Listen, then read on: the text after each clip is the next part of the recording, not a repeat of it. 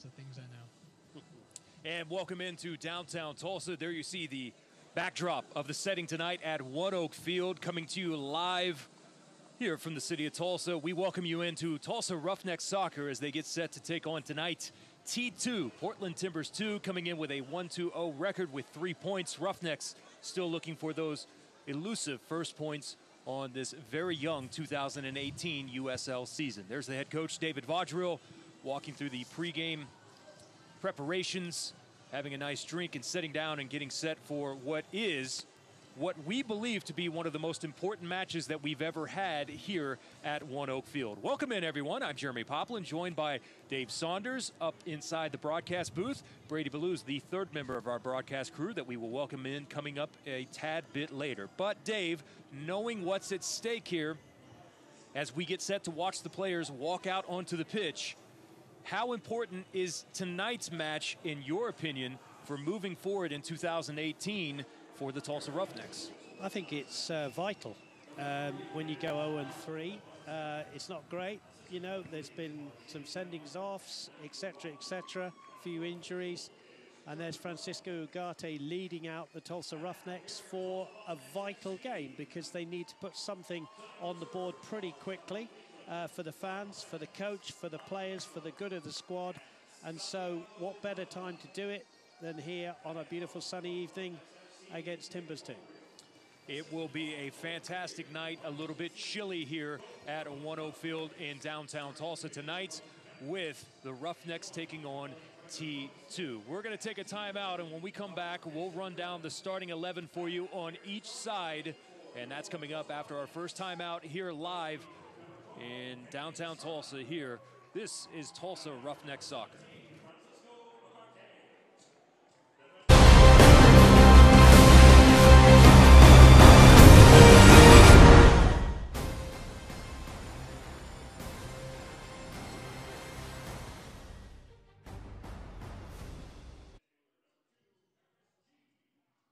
As we get set for the national anthem, welcome back in. Pivotal is the word for tonight, coming off of what is a loss of 5-0 to Orange County SC for the Tulsa Roughnecks, and how they will respond tonight, knowing that they're going to be a tad bit shorthanded this evening. We've seen some changes in the starting 11 that we will get to when we come back after the national anthem. We'll be back in Tulsa after this on Tulsa Roughnecks Soccer.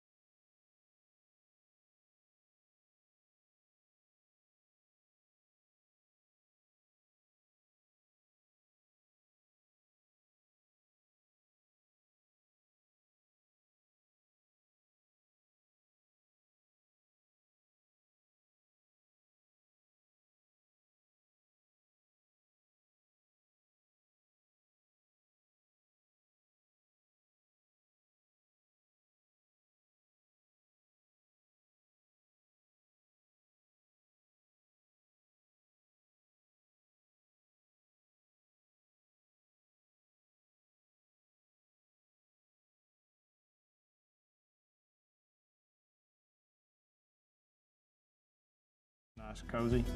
Right, And, exactly. I mean, I love that feature. See your program options and sign up today at psoklahoma.com/power hours. For 100 years, Tulsa has trusted Hillcrest Medical Center. Decades of innovation, inspiration, and passion have positioned Hillcrest as a premier hospital in Tulsa. It takes more than just medicine to save a life. It takes courage, patience, and determination.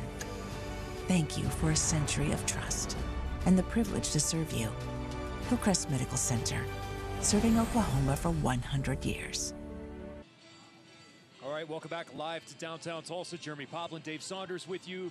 Captains there meeting at the center of the pitch, and we are almost ready to go. Our referee tonight, Alejandro Mariscal, along with Shane Kennard, Matthew Rodman are the assistants, and the fourth official tonight is Truman Berghall. There's a look at David Vaudreuil in his second season as head coach for the Tulsa Roughnecks. Let's check in with our third member of our broadcast crew. He is former Tulsa Roughneck, Brady Ballou, with the keys to tonight's match.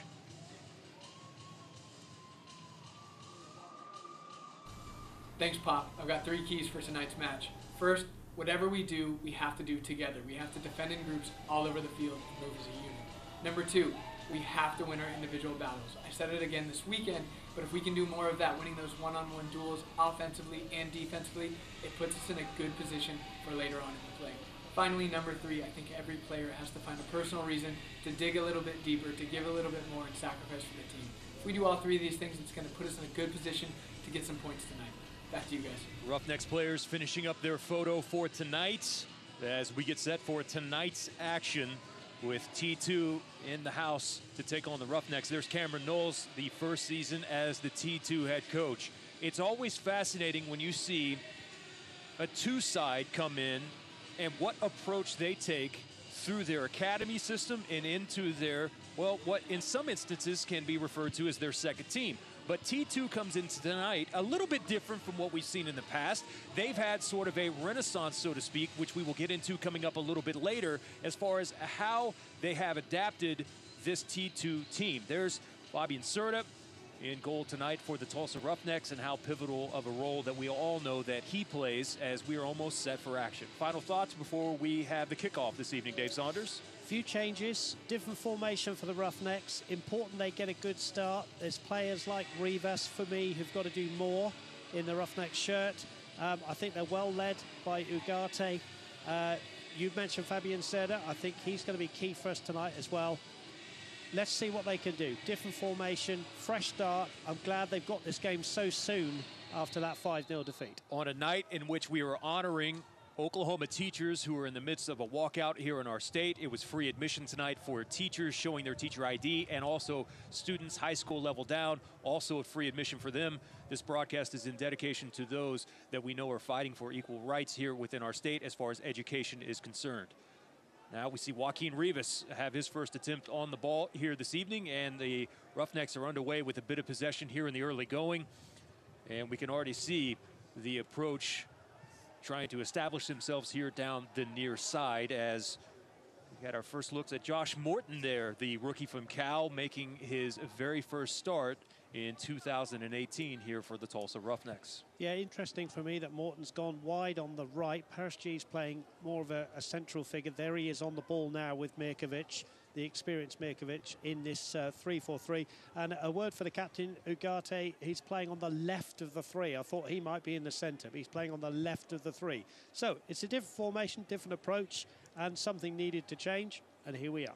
Speaking of Ugarte, on the conversation that I had with David Vaudreuil on the Pop and Vod show, Sheep Plug, that airs during the week, during match week, we talked extensively about taking advantage of opportunities, and there are a few younger players that are having their chance here this evening. One of those is Eti Tavares, who is making his start tonight. Also Morton, who we already had mentioned previously. They know that this is their chance, and Vod made it very clear that he wanted more passion out of his players and more intensity, and there is no one other than Ugarte who can speak to that, because last season Ugarte, coming off of suspension and how Bradley Bourgeois played in the middle, Ugarte essentially lost his job for a long stretch during the season last year. Now he has the captain's band on, and I don't think that there's a better example for these guys to learn from tonight on what it's like to lose your job and then to fight to get it back. And that is what Vod was talking about being at stake tonight. There's a long ball played towards the corner. Great job of the defender making sure they got to it in enough time to knock it out for the throw in deep now on the opposite end of the field. Yeah, that long ball was from Moja Dama, who's very familiar, of course, to us here in Tulsa. Great defender, great player. Good luck to him. And a thoroughly nice young man. Knocked away there in the center of the pitch. T2 has been an interesting team. There are aspects of them on the dribble inside, knocked away there from the 18. Still not completely free. Up now is Andre Lewis, and Lewis will play to the outside. Settled there near the touch line. Great little soft ball played in, stopped at a dead stop, and now a corner coming up, our first corner here as we're just now inside the 4th minute. Yeah, Eti Tavares did well there defensively. Came back, helped out the defenders, and the Roughnecks now have to defend this first corner. But so far, both teams feeling each other out a little bit, contrasting formations. Timbers 2 seem to be going 4-4-2 to me against the 3-4-3 of the Roughnecks. Short corner, curling in there towards the byline. Serta punches this out of the 18. And T2 will keep possession here. It's an area that they have thrived in at times. You go back and you look at their games so far throughout the season. You know, the match against Colorado, I mean, Colorado was virtually, they were step for step with Colorado every bit of the way. And that was a surprise to some, considering that Colorado is typically thought to be there in the mix for the playoffs each and every single year. And there was kind of an unknown about T2 coming into the season. And so far, they, albeit only with 3 points, have handled themselves quite well in many long stretches of games. Yeah, they certainly have. They lost to the Monarchs, didn't they? Similar to the Roughnecks. I think they'll would have been looking forward to this game against the Roughnecks, as the Roughnecks are looking forward to playing Timbers too. I think this is a good matchup tonight. Both teams needing this game at the right time. But you're right, they've been in every game so far. Ugarte clears that out of the box free. It was a good turn and into space there from Williamson. Softball played inside the 18 box on the run-on to the back post. Serta gets a piece of it, knocks it away. Roughnecks now will try the build-up from the back. Rivas, Morton. Arce now back to G. Mirkovic unable to handle that one as Williamson was there from the midfield to knock that one away. Portland now with Batista. Back to Jadama. Jadama is the definition of just solid. And we'll bring in Brady Ballou here in a minute, who played with Mo Jadama last season. Jadama on a first-team contract has essentially been signed for depth for the first team. And what a luxury to have a quality player like that to send down to the 2 side to solidify things in the back. Josh Phillips as well, coming over from Colorado Springs Switchbacks FC. Throw in for Morton. Jadama was a great player for the Roughnecks, really solid, as you said, at the back. And it's good to see him back here, but a very, very solid defender. Here's Lewis. Has Jadama in support. Will go out wide. Morton gets there just in the nick of time. Almost was able to run onto that one. But a throw in now for Batista. Poor first touch. Roughnecks will take advantage of this. Ibobasi.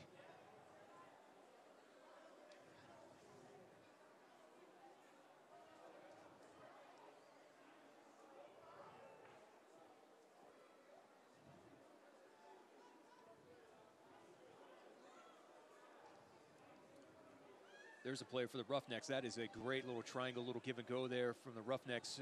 And Rivas runs into one of the T2 players. But we have long talked about how Rivas needs to be kind of the catalyst to the offense for the Tulsa Roughnecks. Scored 2 goals in that match against the Real Monarchs, SLC. And he is one of the more pivotal pieces to the offensive attack. Here he is on the ball.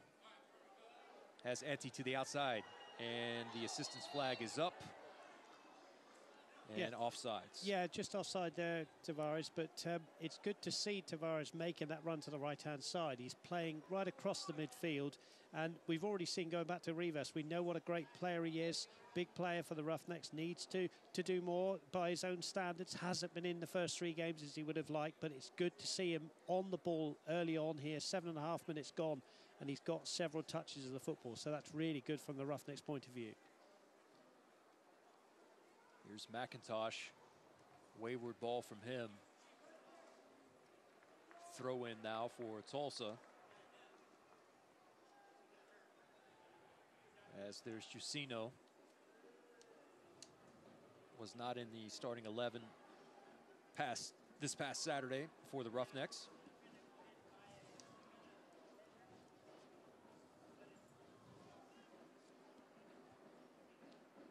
Chidama. Ball one in the air, flicked on, has some space to the outside. Inside the 18, will settle it there, and knocked away by the Roughneck defender. Good job of staying in front of the man there centrally for the Roughnecks defense. And they handled that pressure extremely well here in the 9th minute. You're right, they handled the pressure well in the end, but they seem to have a lot of room out on the right-hand side there, did Timbers too, and that's probably too much room for the likes of David Rodrill to be looking at his team. Here it is again. Williamson out wide, played in there and just goes past the post. They had two separate runners, Dave, there inside the 6, and T2 turned away narrowly here in the opening moments. Yeah, too much space for me, wide on that right-hand side. I think on that right-hand side there is Jimmy Mulligan, isn't it? And he's been given the freedom of one oak at the moment down that right-hand side. Of course, when you play with a back three, you've got to cover those wings as well. And it's up to the midfield to come back and help out. The likes of Montano, they're wearing the number 4 shirt. It's got to help out. So too much room for me. Maybe we can bring Brady in a moment and just see what he feels about that right-hand side going forward for Timbers too. Brady, too much room given up by the Roughnecks? Victor Arboleda is doing a fantastic job occupying Francisco Ugarte in that left center back position, which makes Enrique Montano have to cheat a little bit, giving all the room to Jimmy Mulligan to have his way out wide. Arce, a one-man show. Etty looking for the square ball. Montano sets himself up with some space and sends it flying over the top of the bar. Not by much, as you saw McIntosh make a quick move. And the first attempt on goal from the Roughnecks. Yeah, brilliant play from Montano there, and struck it really well. And he had McIntosh diving there, didn't he? And he was glad the keeper to see it just go over the bar. First chance for the Roughnecks, really good one. Well hit ball. Saw the dip on it there at the end.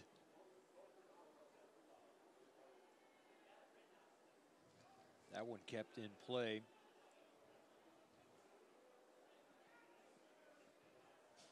Back to Lewis.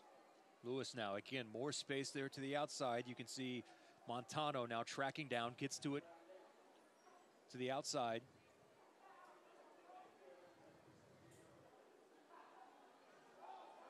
Almost a giveaway there in the midfield. Rivas, however, through the center circle, has help there with Arce. Rivas continued on his run, tried to sneak it in between there, and Arboleda, and unable to do so.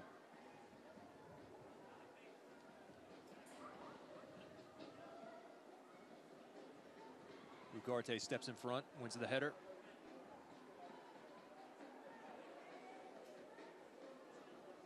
It was Mirkovic who is down. Roughnecks seem to be expecting a call there. He is up. He's going to shake it off. I don't think it'll affect Mirkovic for long. He's one of those players we talk about, isn't he, that likes to get stuck in. He felt it was maybe a little bit late, but he's just said to the referee, it's okay, let's just carry on. I think good refereeing there, just checking he was okay, and I don't think there's anything malicious there at all. So on we go, and Mirkovic is a big player in that midfield for the Roughnecks. There he is, fighting to try to win. Vaudreuil thought that they had won a throw in there in favor of T2.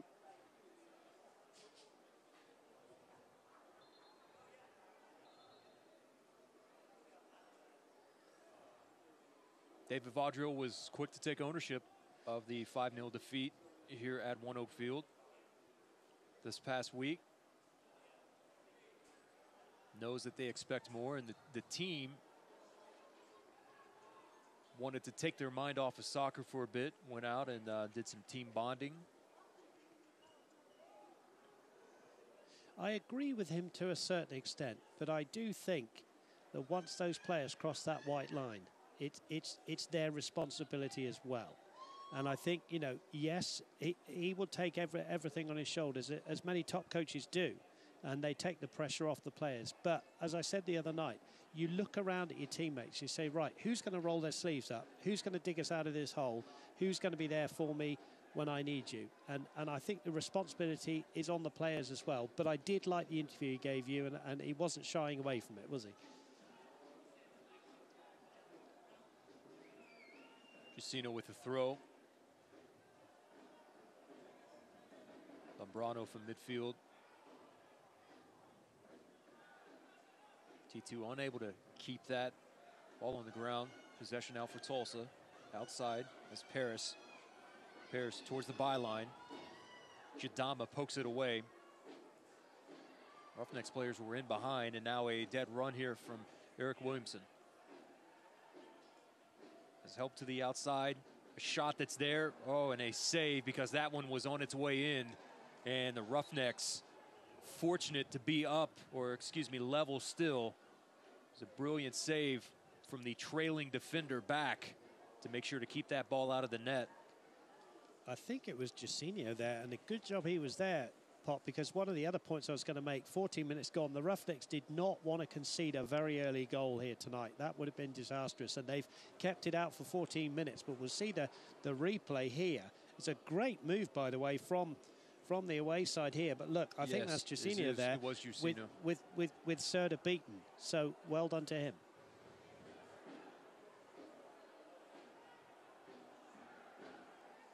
Batista has some space. Pulls this back to McIntosh.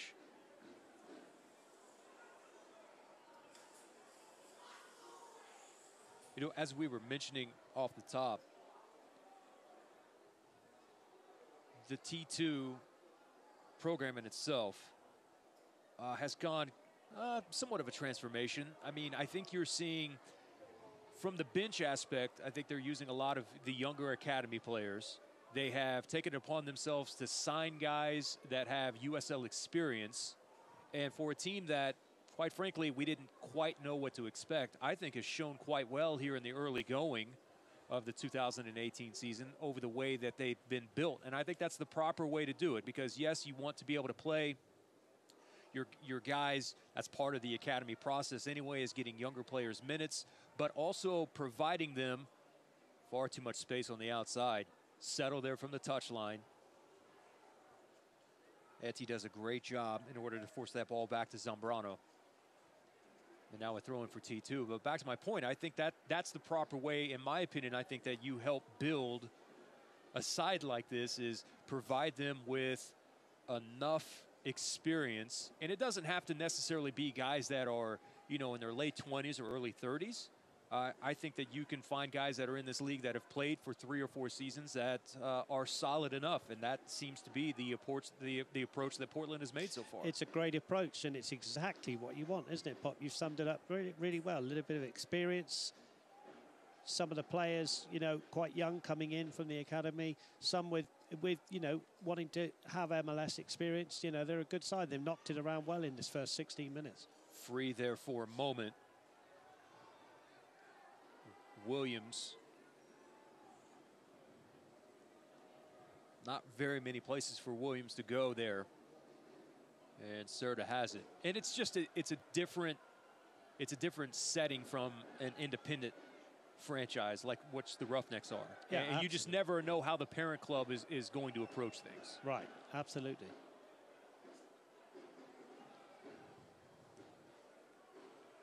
Rivas.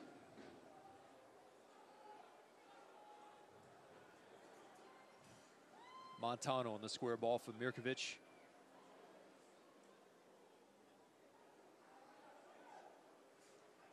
Montano is on towards the byline, cross it in. Arce was the Roughnecks player in the vicinity. That's Phillips making sure to clear that out of the box, and a corner now for the Roughnecks here in the 18th minute. Yeah, he just beat the offside trap there. Good officiating here from the AR on this side. Good, decent ball in, but I think it was Josh Phillips getting the header away there. But a chance for the Roughnecks from this in-swinging corner from Arce. 22-year-old Argentinian. Curling ball. Well done from McIntosh. Yeah, good goalkeeping. Great ball in. That was one of those horrible ones for the keeper there. Just swinging in and, you know, very easy for a defender to flick that one over the keeper's head as well. So good goalkeeping, good corner. Arboleda was providing some pressure. Williams as well.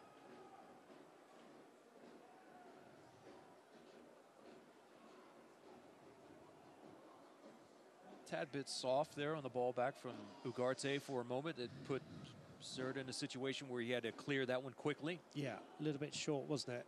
But got away with it. And the crowd behind Serda's goal, loving everything he's doing. I think it's La Union there, isn't it, behind the goal? Mostly. Loving everything he's doing.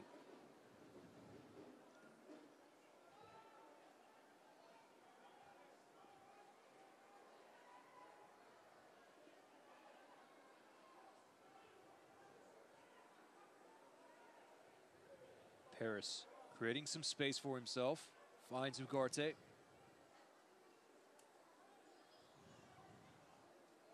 Great look from Ugarte. Morton settles with his chest. Corner of the 18. Left-footed ball curling towards the far post. Just narrowly missed there from the rookie Josh Morton.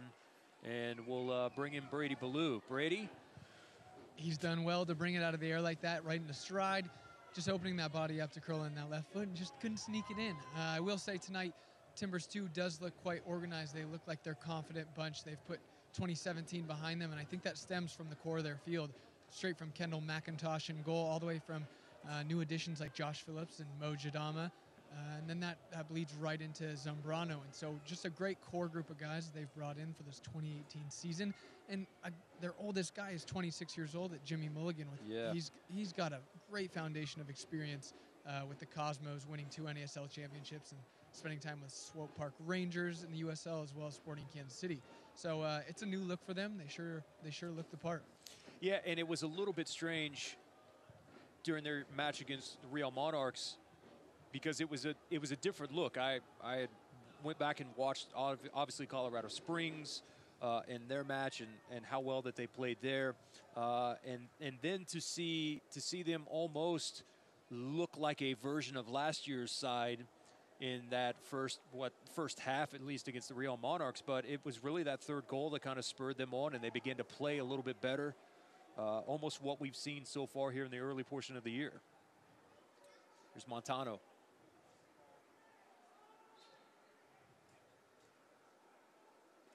Foul there late here in the 21st minute. Want to remind everyone that Select is the official soccer ball of the USL. For the latest Select products and special offers, please visit selectsportamerica.com. Receive free shipping on orders over $50. Free kick chance for the likes of Ugarte to get forward here from this free kick. So everybody back for the Timbers 2 here. Josh Phillips with the clearance. Clipped the hand here, so Roughnecks with another opportunity. See the replay of the initial foul. Yep, just stepped on the foot there, Montano.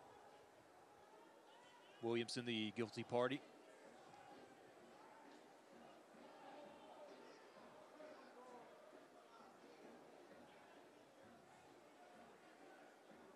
Referee has them to the 10 yards. Two-man wall. See the reverse shot of Arce. Shot, and that one just sailed over the top of the bar. Oh, dipping down. Well, there he is. Arce wearing the number 20 shirt, and we'll see on the replay just how close that was. Again, it had McIntosh sprawling away there to his left. Here it is. Here's the strike from Arce. It's a little bit high, wasn't it, all the time? But then it seems to dip, but just over the bar. Good effort from Arce. Arce comes in creating the most chances for the Roughnecks, 8. He's the primary guy that you will see. Of course, Michael Binns had quite the attempt on Saturday night as well. Unavailable tonight due to his red card.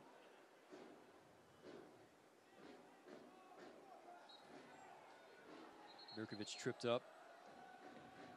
The referee, Mariscal, will have a few words. Quickly on the restart. Tulsa wearing their primary whites. From New Balance, the official sportswear provider of the Roughnecks FC. You can look for the full line of New Balance products, not only at the team store here at One Oak Field, but online as well at roughnecksfc.com.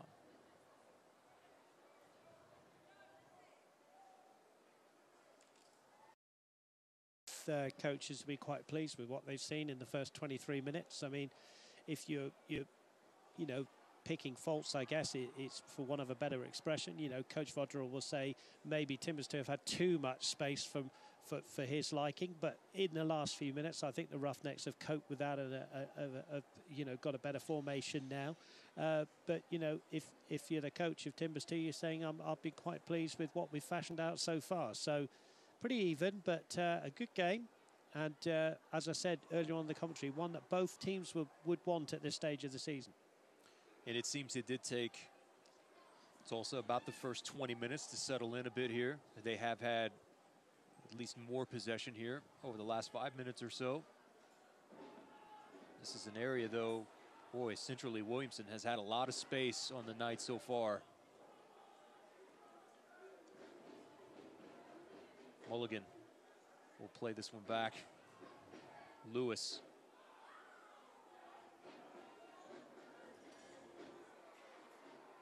From the corner of the 18, leaves it there. Williamson. Jusino got just a piece of it. No, excuse me, that was Montano.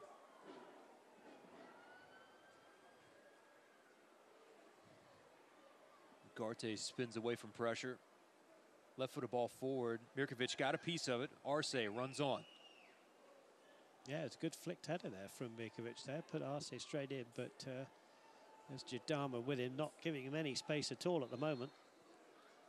And in the end, the referee says that's enough pushing and shoving in the back, and Arce has a free kick for the Roughnecks. Arce's got some skill, Brady Ballou. He does. He's a confident young man. Mo Jadama's not an easy defender to get by, but you know, he looks up to the task, and we'll see what he can do on this next dead ball situation. Ball played in. No problem whatsoever for McIntosh. Ugarte was up off the back line.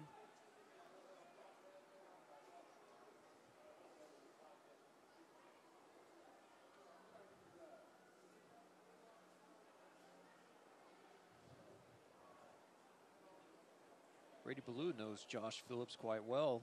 We'll bring him in here in a second. Across the back line for T2.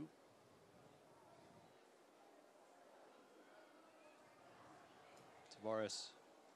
Montano was on the touchline. Tavares keeps his run going. Got himself back on sides.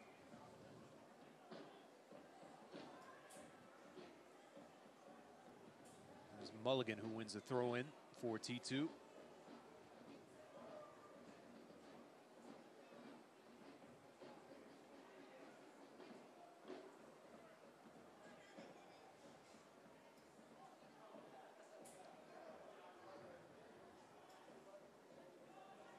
High ball from McIntosh, played back to Serta now. Has to track it down.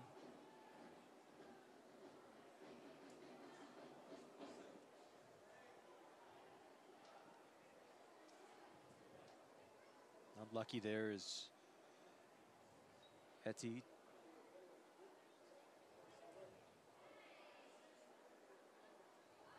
Throw in still now for T2. The YMCA is the official workout facility of the Tulsa Roughnecks.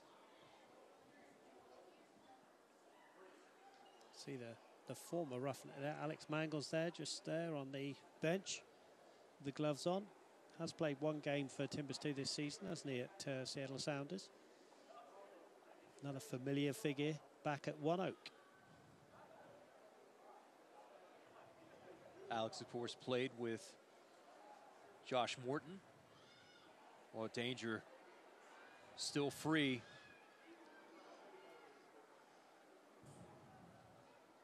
And Bobasi was there in the vicinity, just could not get a clear view of it.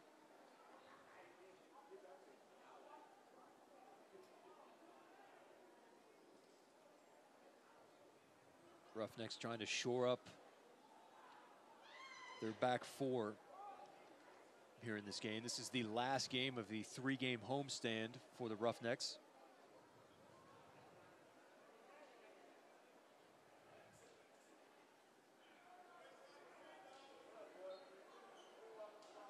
Yes, it's over a month, isn't it, until they play at home again. Trying to salvage at least a point here this evening in the first of 3.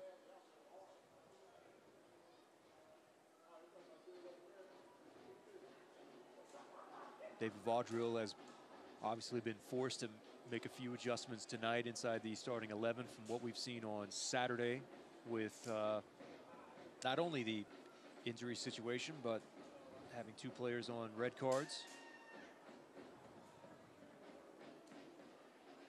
John Perez is available tonight. Now, he has been a tad bit banged up so far, but is available on the bench tonight. Michael Gamble as well. Maidana. Oh, that one came in hot.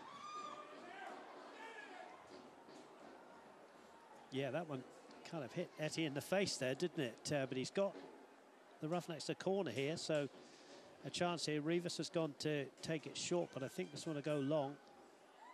Everybody back again in a green shirt inside the box. Brady, did the defender get a piece of that? Is that why I caught Eddie where it did? Looks like it. Eddie, this is a perfect chance for you to get sponsored by Warby Parker.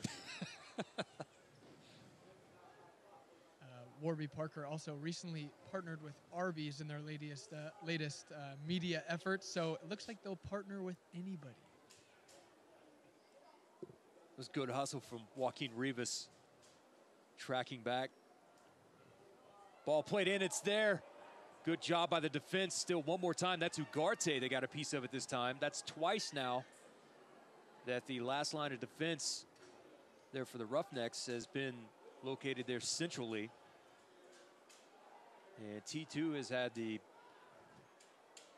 better chances so far here this evening. Zambrano spins away from 2. Ugarte just in the nick of time. But possession still in favor here with Mulligan and Lewis. Yeah, the away side have had the better chances, haven't they, in this game, but it still remains 0-0. Referee says play on.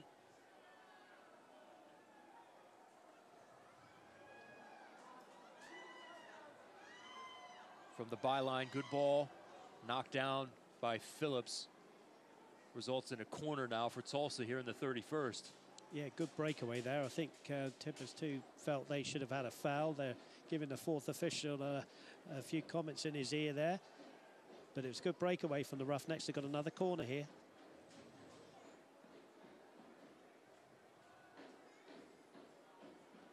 Arce.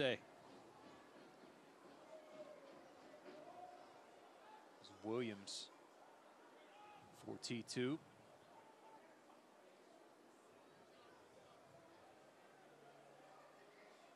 Rikovic finds Rivas. Has a few options here. Likes to step over.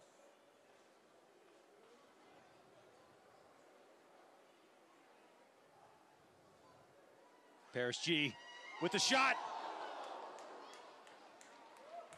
Well, he had plenty of space, and he gave it a go, and just a tad bit wide for Paris. Yeah, Paris G really struck that so very well. Again, we'll see on the replay just how close this was. It was a right-footed drive from a good 20-plus yards out. That is very, very close to the frame. Unlucky Paris G. 0-0 it remains, 32 minutes gone. which teams are hitting peak performance in the USL. You can find out every Monday afternoon when the USLsoccer.com power rankings are released to see where your team ranks after its most recent results. Niggly foul there by Jacinho there. Gives Timbers 2 a chance to get a free ball into the box.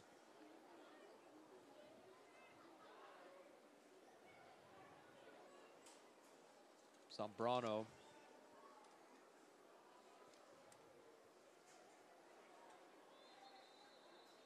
Lots of pushing and shoving. We always say there's always one of those the referee has to sort out. Everybody not wanting to give up any space in the box. Here's the ball in. Right for the ball, curling directly at Serta. Easy there for the keeper. And a good outlet to Arce. Arce's ball, Mirkovic runs onto it, and the assistance flag is up. Well, I don't know if that's something that Coach Vodril has asked Mirkovic to do, but a couple of times now he's been in quite an advanced area. And yeah, we haven't seen that so far this season. We've not, because he's a defensive midfield player, but he was the furthest man forward there and just went too quickly, and the correct decision, it was an offside.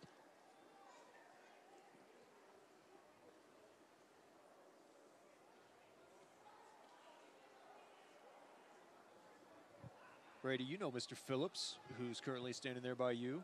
I've had the pleasure of playing my whole life against Josh Phillips. We grew up just a few miles down the road from each other, and then we became collegiate rivals. Me at Seattle U versus him at Gonzaga University, two Jesuit universities in Washington State. Ball played in over the top. Well done as Serta with the clearance. Settled there by Mulligan.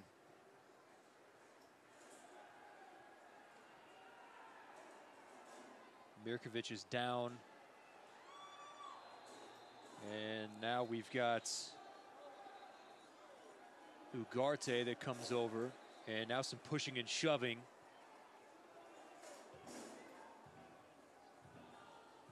This is where the Roughnecks have to be a little careful, Dave Saunders. I mean, you don't want to say have lacked some composure, but they have racked up a number of yellow cards over the first opening weeks of the season here. And you want to be extremely careful here. And the referee now has to sort this out. Yeah, referee will sort things out. He'll probably take some advice from his fourth official, and AI could see the three men in yellow there. Ugarte did come in quite strongly there. It's got to be careful, keep the discipline. There's the foul I think should have been given on Mirkovic. There's another foul on Mirkovic, and I think that's what upset the Roughnecks players. But then there was a bump there, I think, from Ugarte, and I think the referee is speaking to the assistant referee now as we speak. I'm hoping it's all just going to be calmed down. And as you say, the Roughnecks, the last thing they need is any indiscipline here. They've got to keep their heads with, 35 minutes gone. Yeah, and Ugarte is trying to play the enforcer role there. And I don't know if it's necessary in that moment at all. And he's got to be a tad bit careful because he's already been on one red card from the Black Gold Derby against Oklahoma City. And we'll see him here.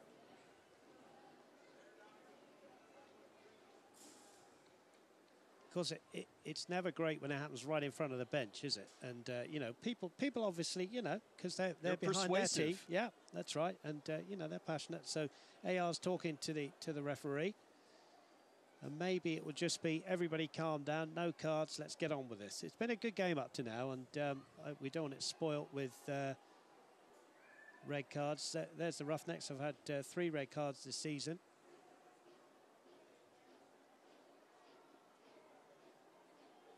We'll see what the ultimate decision will be made here. And I think he might want to have a word with Ugarte. I think he's just getting the foam out and saying, okay, we'll just get on with it. Thankfully from everybody's point of view, I think.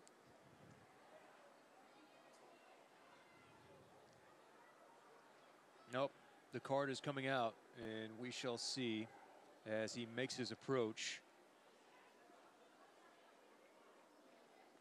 And who's he singling out here?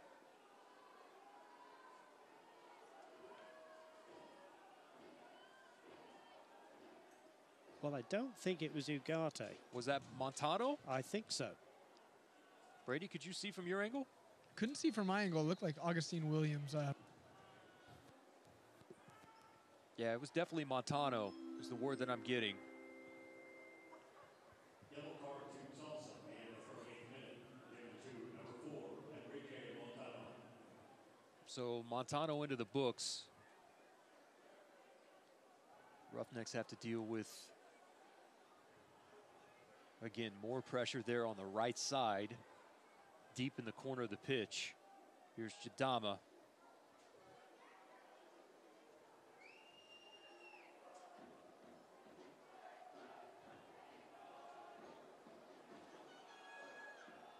Arce. Nice little 1-2 touch passes there from the Roughnecks in the midfield. And we've seen more of those combinations tonight, Dave Saunders, than what we've seen here through the early portion of the season so far. Yeah, it's just happened in fits and starts, hasn't it, tonight? But it looks really good when they do that. 3-4 little passes there. Ended up with Arce trying to thread a ball through. Good defending again from the Timbers too. But as you say, when they do that, they've done it a few times tonight, it's looked good. Jairzinho.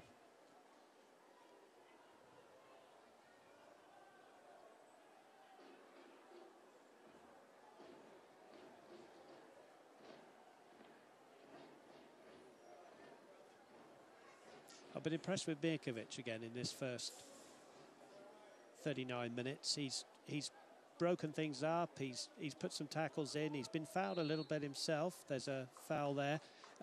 But he's also put some good passes together and also added into his game a couple of times. We've said he's been the most advanced Tulsa Roughneck player. I'm impressed with the Serbian tonight.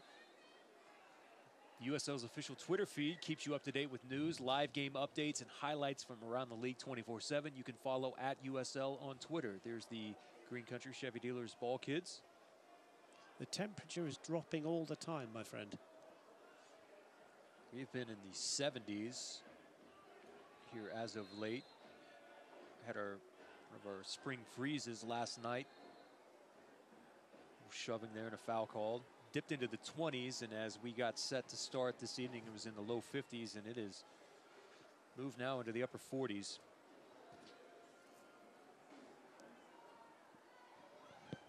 It's a long ball over the top. Jadama is there. No immediate rush from him. Rivas was a few paces behind.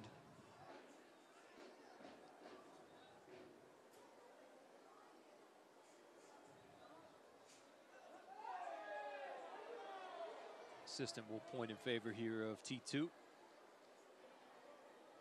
I think that was the correct call. It looked like Arce was the last play or touch.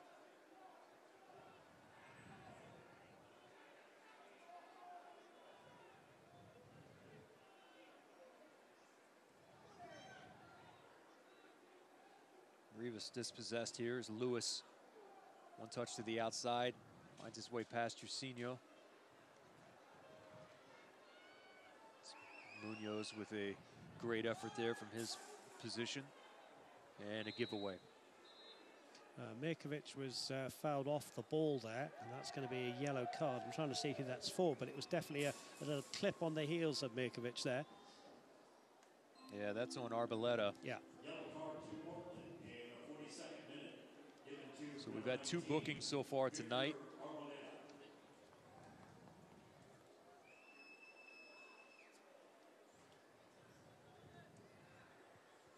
It's the feeling down pitch level, Brady. First of all, gentlemen, it feels colder than the high 40s. Feels much colder. However, the pitch condition is just about perfect. Grass is a little bit sticky, but as that moisture kind of moves in, the ball should be moving a little bit quicker. It's been lively down here on the sidelines. Neither coach has really taken the time to sit down until now in the 40th minute, and I think it's because both coaches know how much this game means to the first bit of the season. And they know what this kind of result can do to swing the momentum for the guys' confidence leading into the next, 5 or 6 games. Referee chatting there with Williamson.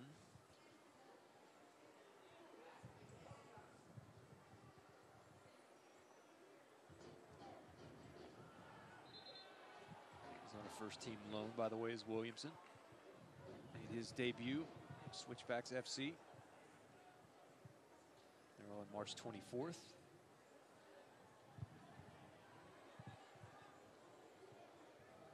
Lewis finds Phillips. Phillips, one touch towards the touch line. Arboleta cuts back from the byline. Montano was there, though, maintaining his position. Header that's there, and Serta called into action and pushes that one to the side. Great save from the keeper. Never easy when those headers are coming down at ground level. They can easily bounce over your hand, but Serta did well there. Good save to keep it at 0-0 with 2 minutes to go. Timbers will keep it short.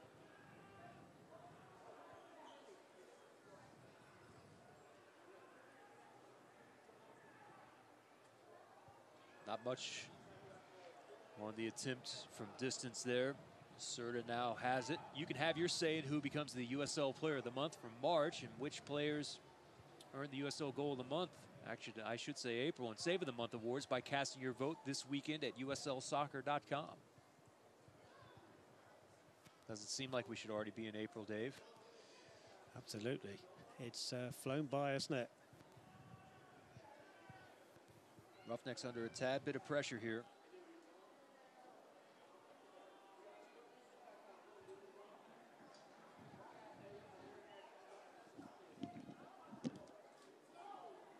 Corner now for T2.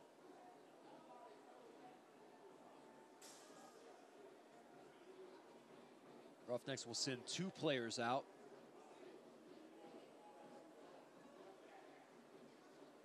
Williamson, the Virginia native, back from Mulligan. Couldn't quite get that ball to the far post. Batista intercepted there. Played forward by the Roughnecks. Still, though, possession for Arboleta and T2. Should have about, what they are saying is 1 minute of stoppage time, which seems a tad bit light. But that is what is officially on the board. The referee has called for a minimum of 1 minute of stoppage A foul here from the corner.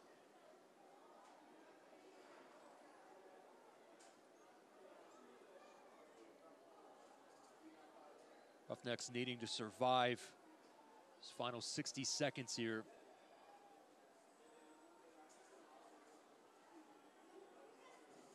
It's Lewis.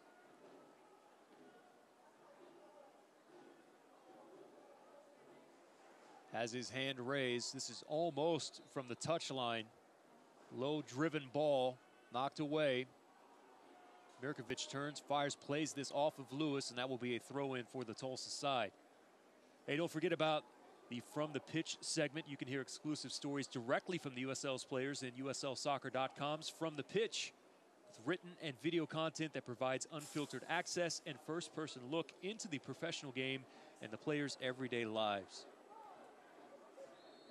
And that'll do it for the first half.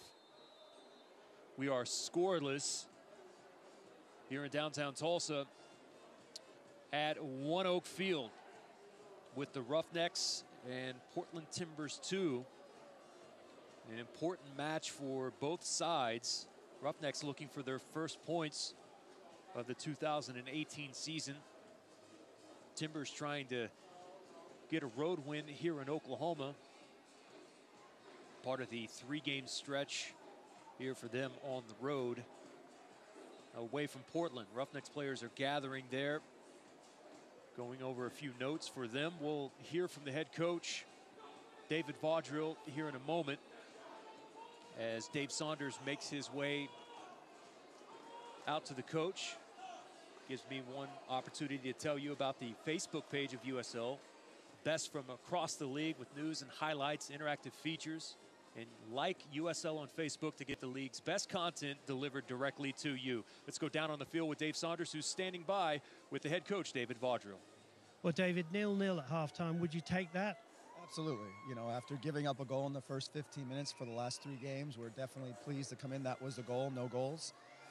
You know, we're playing a new formation, 3-4-3, because of the personnel with the suspensions and the injuries.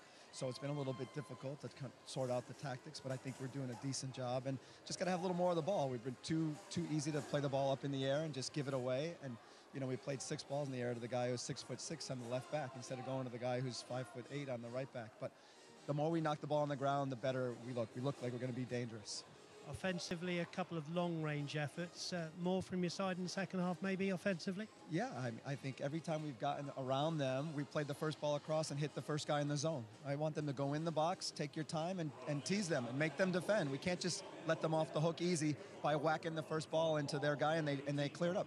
I want to see their team defend. We haven't really seen them defend, so we just got to be a little more calm, a little more composure, and go finish a couple chances. Thanks, Coach. We'll let you get to the team. That's Coach Vodrell there with the score at 0-0. Back with the halftime show with Pop and Brady after this. Joined today by Jake Edwards, president of the USL. Just getting ready to kick off an exciting 2018 season. Jake, thank you very much for joining us today. Great, my pleasure. You know, we're getting ready to kick off the 2018 USL season, but this year has also been very crucial for the successful launch of USL Division 3.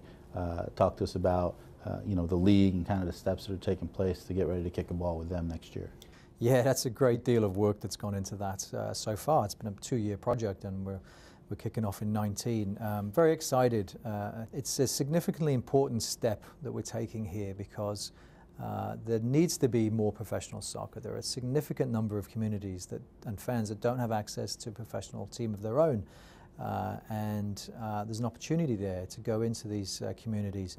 We want professional soccer clubs that are going to be here for many years to come, and we'll follow the same model with the right ownership, with the right venue, and with you know, great professional players now between the 2 professional divisions, and also with our pre-professional league, our PDL, our Elite Amateur Under 23 league. Now with the 3 properties, you'll actually see more integration of these leagues. Division 3 is going to have a huge impact on the growth of the sport. What does Jake, as president, think about when you're looking ahead for the next decade? What are some initiatives that you kind of see on the horizon?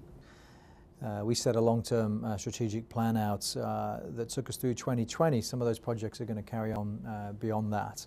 There'll be some more expansion into the USL for Division 3. It's the continuation of our soccer-specific stadium push to get all of our teams playing in those venues. Again, continue to focus on the competition level, continue to attract quality players and world-class stars into the league, and coaches as well. You know, a large part of what we're going to be focusing now is on the commercial growth and the media growth of the league, as we've built significant interest and significant quality, and there's a lot of people that want the content now, and so we're going to be unveiling a lot of new partners over the coming 12 to 24 months. So there's a big area of focus there for the league, and ultimately the fans. You know, keep servicing the fans, keep engaging with the fans, keep giving the fans more and more great professional soccer for them to come out and support. For 100 years, Tulsa has trusted Hillcrest Medical Center. Decades of innovation, inspiration, and passion have positioned Hillcrest as a premier hospital in Tulsa. It takes more than just medicine to save a life. It takes courage, patience, and determination. Thank you for a century of trust and the privilege to serve you. Hillcrest Medical Center, serving Oklahoma for 100 years. More and more people have discovered something stronger, more dependable, longer lasting in a Chevy truck. And now you can too. See why Chevrolet is the most awarded and fastest growing brand the last 4 years overall.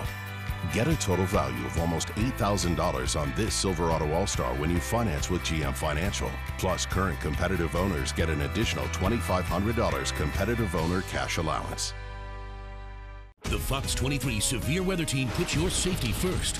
Turn to Fox 23 at home, to KRMG in your car, and the Fox 23 weather app wherever you go. I want to keep you and your family safe. When severe weather strikes, trust Fox 23 News.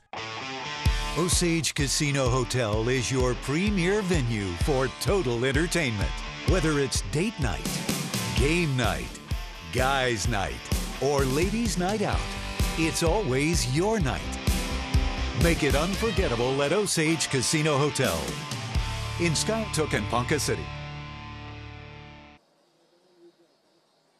Welcome back live into halftime here at One Oak Field.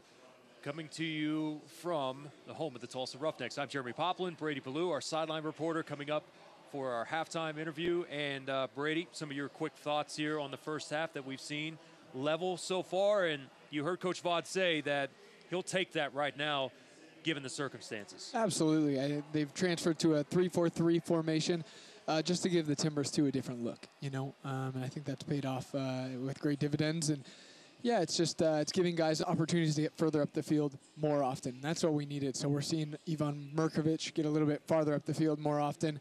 Arce's getting a little bit closer to goal, and we're seeing Pereski take those chances from 25, 30 yards out again. It's been encouraging.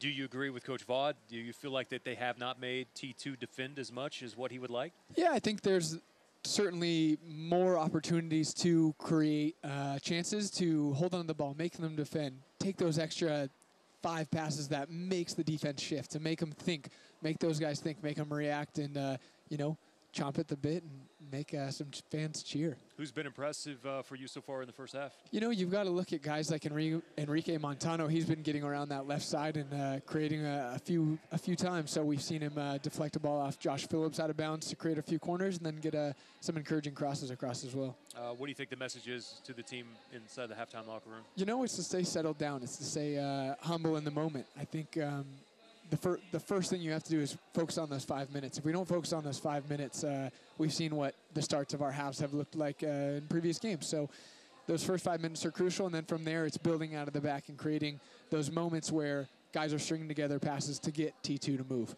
Yeah, I think you're exactly right. To me, the first 5 minutes have always been a pivotal aspect to games, especially here at home. And we've seen it on both sides where they've been able to score one or they've been able to concede one, and how they had to balance that act has been difficult at times for them on the approach. Absolutely, and this Timbers 2 team is going to be a stingy side. They've got numerous guys, 6, 7, 8 guys with international experience at the youth and the men's level. So this is no easy task for our Roughnecks. Let's take a look at some of the first half highlights coming up from One Oak Field here this evening as we get things started. And a quick hello from Fabian Serta, punching the camera. And quickly, action to the opposite end, and Serta there had to go to the ground. No immediate danger from here. And here's Montano with his first opportunity, Brady Ballou. It's a great look. He's taking chances, and that's what we need to see more of in the second half. Timbers with numbers here. And there was a lot of space on that right-hand side, and the defender tracking back is what helped save the day there. Still even at this point. Now, Tulsa with Morton. Left-footed attempt, and you saw that one coming. It's great attempt there from the rookie. Morton's been dangerous today, and he's been encouraging. So, curling ball from Arce that just narrowly missed. And here's Paris from 25 yards out. Plenty of space, and almost a goal there for Paris, who has shown flashes here this evening of how good that he's been. Absolutely. We've seen him do it in San Antonio in the last 12 months. So we encourage him to keep shooting, and as well as Arce, creating those chances. One of the great things about having Brady Ballou alongside is all the great work that he does off the pitch as well with the Roughnecks via social media and video packages. Tell us a little bit about what we can expect to see here. Yeah, well, I got to take a little stroll with Enrique Montano this past week and ask him some just riveting questions. This is 18-18 with Brady Ballou. Enjoy it. I'm here with Enrique Montano of the Tulsa Roughnecks. We're going 18-18. I've got a few questions for you, my man. What's your favorite club team? Chivas de Guadalajara. Who's your favorite player? Iniesta. Who do you think is going to win the World Cup this summer? Germany. What's your favorite Instagram account to follow? Buda Daily. What's the last tweet you sent? Something about Mexico winning their last game. Messi or Ronaldo? Messi. Do you have a nickname? Kike. How'd you get Instagram verified? Through my team in Louisville, Kentucky. Do you have any pre-game traditions? Cold shower. Oh, nice. You think you can make this? Yes. All right, let's see.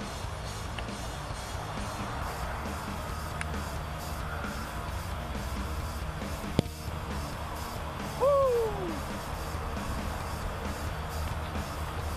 That's 18-18 with Enrique Montano. See you later. The Fox 23 Severe Weather Team puts your safety first. Turn to Fox 23 at home, to KRMG in your car, and the Fox 23 weather app wherever you go. I want to keep you and your family safe. When severe weather strikes, trust Fox 23. All right, welcome back live from One Oak Field as we are just moments away from the second half kickoff downtown. Dave, you were down on the field and had that conversation with Coach Vaudreuil, and I think he's dead on. I think given with what we've seen so far here through the first 45, that he should be rather pleased with the 0-0 result. Yes, I think he was. I think he was pleased. He's a very calm coach, isn't he? He doesn't get his feathers ruffled too much. I think they got away with it a little bit, didn't they? There were some efforts from Timbers 2, and I'm sure the coach for Timbers 2 is saying, you know, we need to convert one of these chances. If you're a Roughnecks fan, you're saying, great, we've got to 0-0. We've steadied the ship a little bit. Can we push on now? And that was my second question, you know, offensively, can the Roughnecks be a little bit more potent in front and make McIntosh work a little bit better? They've had some long-range efforts. Can they get inside the 6-yard box and get some efforts? Let's look at some of the stats so far. Possession has been in favor of T2 at 55%. From there, Tulsa, which is a little bit surprising because I thought Tulsa held their own there for a little bit of a stretch of the game. Obviously 3-3 on corners from this point. The attack shots, 7 for Portland, 4 for Tulsa. Of the 7, 2 have been on target for Portland. We've had 2 block shots from Portland as well. Most of the attempts from Tulsa have been outside of the box. That's 3, and have only had 1 attempt inside the box. Of the 7 shots from Portland, Dave Saunders, 5 of those have been from inside the box so far. Well, what was interesting to me, Pop, actually, was we had some stats given to us, and there was actually a diagram of where the Timbers 2 have scored their goals this season. And I think I'm right in saying they've scored 4, and all of them inside the 6-yard box. So it tells you what kind of a team they are. They like to get the ball down the right-hand side in particular. They've been more potent down the right-hand side than the left. They've had a lot of space, actually, and I'm sure Coach Vaudreuil would have addressed that from the home side's point of view. And then those slotted balls in, looking for someone inside the 6-yard box. So it's a contrast in styles and efforts on goal. Should be an interesting second half.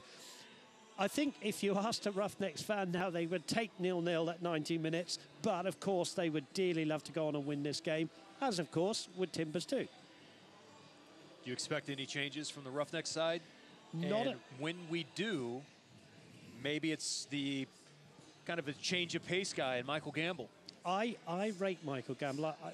I'm just sorry, I haven't seen, you know, he's had an injury. I haven't seen more of him play. I think he's a great player, and I think it will be him that could come on and make the difference. I think Coach Vaudreuil will say, let's give it another 15, 20 minutes, maybe even go as far as 70 minutes with the current 11, and then we'll see what we do for the last 20 minutes. Going to be an interesting, you know, couple of tactical moves, I think, from Coach Vaudreuil in this second half.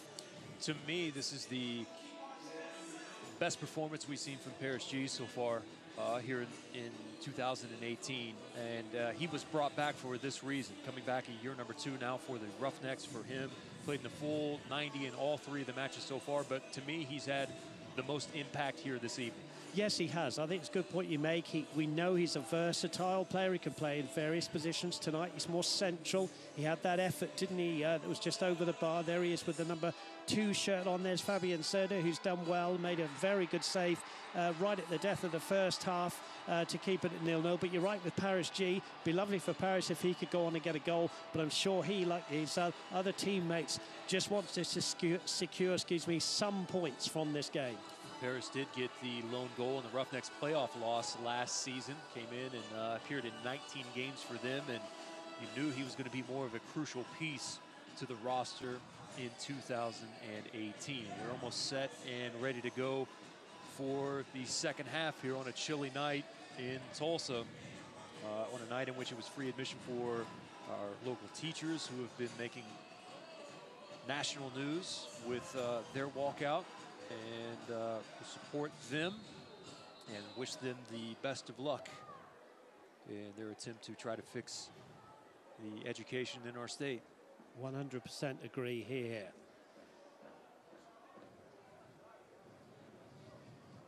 You know, Brady brought up a great point.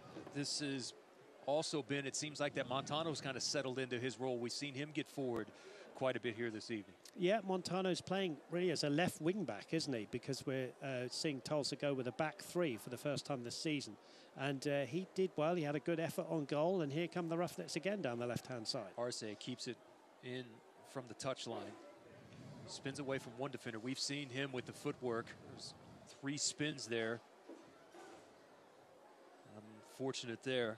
Directly at McIntosh, has it. No trouble whatsoever for the keeper. Yeah, good play from Arce there. He was spinning around almost 3 times, wasn't it, before he put a cross in from his own standards. Possibly wanted to be a little bit more away from the keeper. Easy catch from McIntosh. There's T2 coming off their 4-2 loss to Real Monarchs, SLC. You know, there was a time as a referee makes the call here. Paris caught one upstairs. I think he's going to be okay. There's a little bit of egging on there from Mirkovic for the referee to make the call. We'll see. Yeah, it's one of those where, you know, in the game of soccer, arms are going to be flailed, if that's a word. You know, you swing your arms, and sometimes it's with malicious intent. That certainly wasn't with malicious. Not even close. But I get why the referee's given the free kick. Going back to that Monarchs game with T2. Good ball. There's Montano again, left-footed across into the box, headed directly skyward. Etty goes for it, a shot and a blast, and a great save there by McIntosh. That was Arce with the shot. Great save. It was a great ball from Ugarte to start that attack, actually. Well, that was a good save, a good shot from Arce. Caught that one really well. Just missed. Montano looking on a searching ball there, trying to find Rivas on his run. Unlucky there, the Roughnecks. So both keepers have had 2 pretty important saves. That one just recently from McIntosh. And in the first half, when Serta had to push to the left, there's a rather ambitious attempt. But you don't mind that pot, do you? Here's the effort from, excuse me, Mirkovic, wasn't it? Absolutely caught that one really well. Mirkovic, as I said in the first half, I think he's having a great game for the Roughnecks. Good save. There he is, Mirkovic, the Serbian. He breaks things up. He did it for St. Louis. He's doing it for Tulsa. He had a bit of a rest in the 5-0 game, didn't he, after 70 minutes? And, you know, but he's a big player. Experienced player along with Francisco Ugarte to keep things together. Morton with the challenge, just enough to knock the player off of the ball. Chip in over the top. Serta comes off of his line, has it directly in front of Arboleda. Montano has to try to save it, unable to do so. Quickly, T2 wants to go. The throw in from Williamson.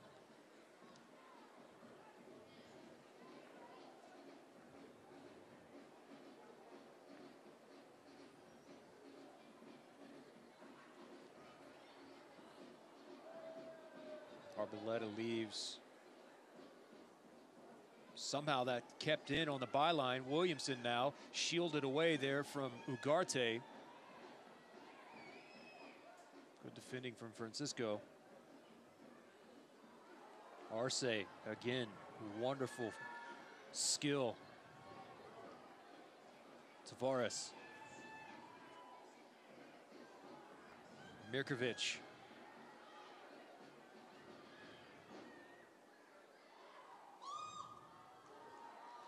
McIntosh easily has it. Good work and build up. Yeah. Tulsa. Very good. and Arce there with a shot. He's a little bit disappointed. Didn't catch it as he would have liked. Easy-ish save. Here's Rivas. Has options, does Rivas.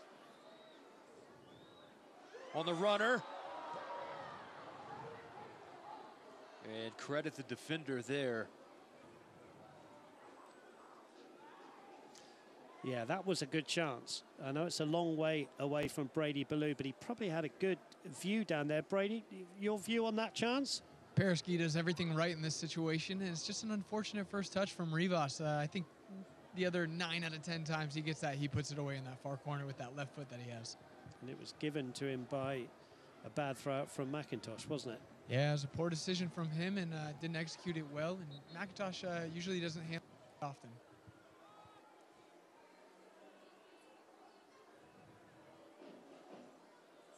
Morton steps in front of that attempt. Played towards the corner.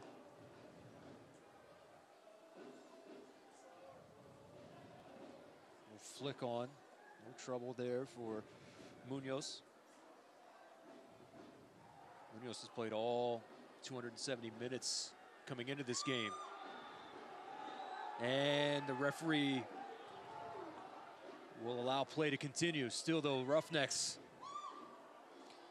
And Morton had to go. We still have a player that's down in the box. Is that Paris? Yes, it is. Yeah, I think it was just caught from behind. I'm not saying it's enough for a penalty shout. It's a bit of concern here for Paris. Just before that, they felt there was Timbers 2 bench felt there was a foul by Mirkovic, which I thought was a fair tackle actually. But we might get a look at that just to see if there was a clip on his heels. But he went down awkwardly. I hope he's okay, Paris G. Here it is. Now, does he get clipped from behind there? I'm not sure there's enough to give a penalty. I've seen them given like that at Pop, haven't we? We've seen them given. Yeah, we but have. I'm not sure that's enough, but I hope he's okay, Paris G, because as we alluded to in the commentary, he's a very big player for the Roughnecks. Here's Kobe Smith out, the athletic trainer for the Roughnecks. Via Tulsa Bone and Joint, the official orthopedic provider, the Tulsa Roughnecks. Tulsa Bone and Joint helping to keep the Roughnecks players on the field. Pop, can I just say, while there's a break in play, about the sad news from England about a legend of the game, Ray Wilkins, who sadly passed away today. Wish his family well. A great player, a great England international. Yeah, what, 84 appearances for England? Yes, that's right. He was one of the, it makes me smile to think of this actually, he was one of the first England players to be sent off in a World Cup game. It was against Morocco. I had to look up my stats, but it was for throwing the ball down, and he was the most calm player ever, and he just got really upset, I think, in the heat and threw the ball down, and the referee gave him a red card. But he was just, everybody said what a great man he was, a great coach. He was a very gifted player. Very sadly will be missed, and I'm sure a lot of people will remember Ray Wilkins.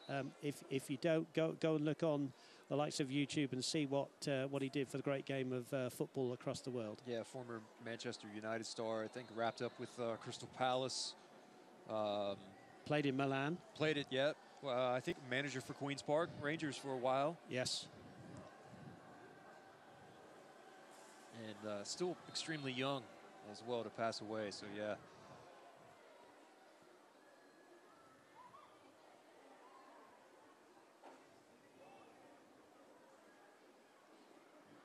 Tavares was able to keep it in. Mulligan was the defender. I think Eti Tavares is taking his chance well tonight. Yeah, I believe so. He's had a good game. Unlucky there for Garte.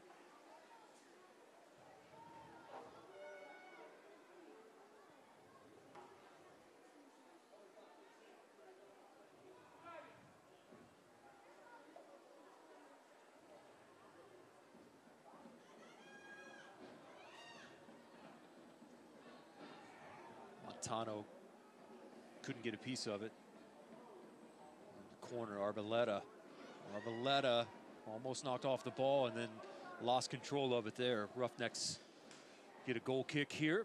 Can I say well done to Arboleda there, because some players would have gone down there. He just got a little clip, but he thought, no, I'm going to carry on, keep myself going, and well done to him. So often these days, sadly, you see players go down with any kind of touch looking for a penalty. He didn't. Well done to the young man. Case & Associates is your home for the Roughnecks players when they're not on the pitch, and you can look to Case for your apartment needs.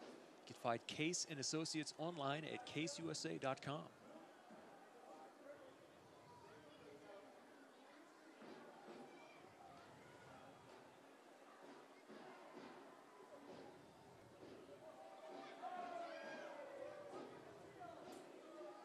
Jusinho came on as a sub Saturday's match. Spent his entire professional career in Bolivia, Massachusetts native.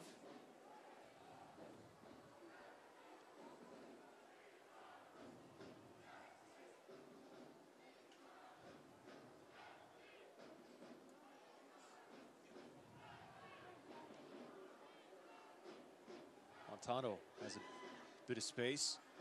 Well played ball. Right idea of Enrique. Just too much on it, wasn't it? The right idea, as you say. Rivas nearly on the end of that one. That's a foul. But it was a great ball through, and Rivas read it well, but it just went too far for the Roughnecks' point of view. But can I bring Brady Ballou in? Brady, which coach do you think, with 56 minutes gone at 0-0, and you can say equally if you want to, who's the happier coach at the moment? You know, I'd like to think it would be David Vaudreau of Tulsa. At this point, you got to take any points you can get and build the rest of your season around that point, and then you can refocus for the next match. I think he'd be pretty happy, and I think the Timbers coach should be a little frustrated. They've had some good chances, and you know, they haven't taken care of them in the 18, and as we know, they make their money inside that 6-yard box. At least they have all season, so they're looking forward to getting into that 6-yard box a few more times tonight for sure. Arce, more high-level skill. Gabby Arce taken away at midfield.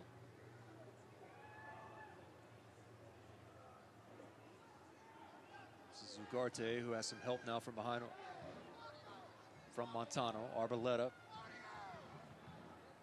back Mulligan.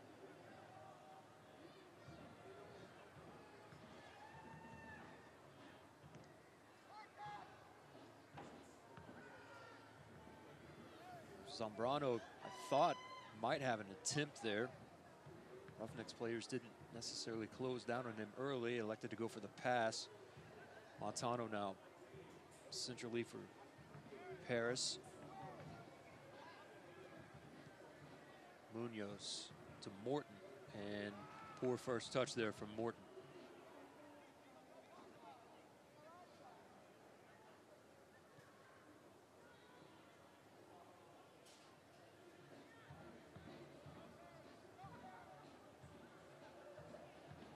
Zambrano.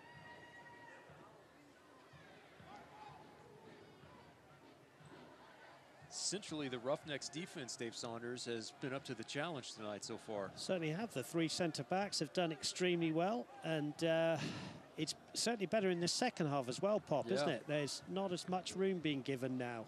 So good adjustments, and maybe it's something they can build on, as Brady was alluding to a few minutes ago. If they can get a result here tonight, gives them something to build on. Both teams want a result tonight, of course. T2 has been a tad bit heavy-handed on the right side, not only in the first half, and rightfully so when they've had the amount of space. Seen a lot of Arboleda.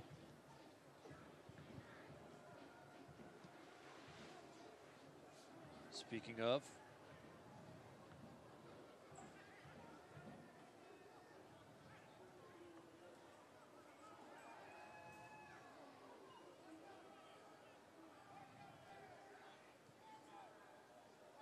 no problem there. Good organisation from the Roughnecks there. Good defending.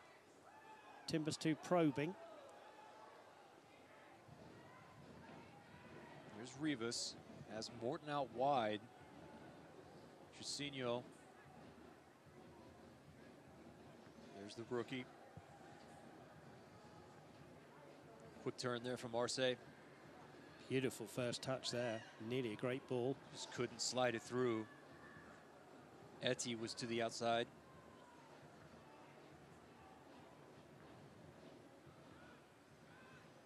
'60th minute.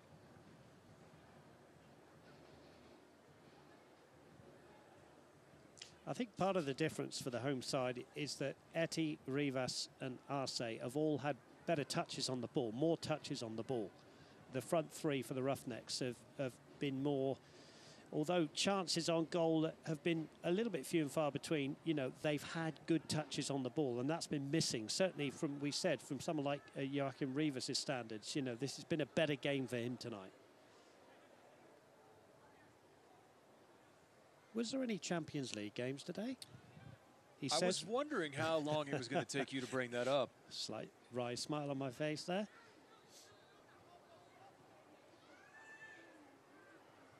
Bring a giant smile to my face to watch Jurgen and the boys this afternoon. And then the absolute terror of the 3-0 lead, and then just praying that there's not a road goal that's given up. I'm telling you, Dave, one goal at Man City, and I feel like that they might have accomplished it. Yeah, it was, I watched the end of that game, and like you, it was, it's nail biting. It's good stuff, isn't it, when it's two legs? Arce. A spin. Left-footed attempt, off the bar. Well, Arce sinks to his knees, and well he might. He did everything right there. There he is, still on his knees. Beautiful curling left foot shot. Hit the bar. Keeper beaten. Remains at 0-0. Here's the replay. Look at that. That's skill for you. And that just, if it had been a couple of inches below, would have been 1-0. But alas, it stays 0-0. Arce looking like that true 10, that Argentinian flair.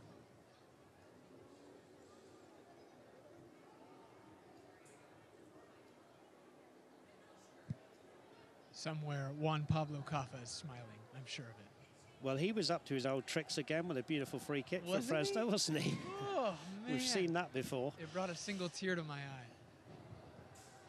Another world-class goal from Caffa from Fresno. Trying to force it there to Williams. Back line doing well. Montano. Eddie's going to get there in time. On the byline. Direct walk. One touch towards the line.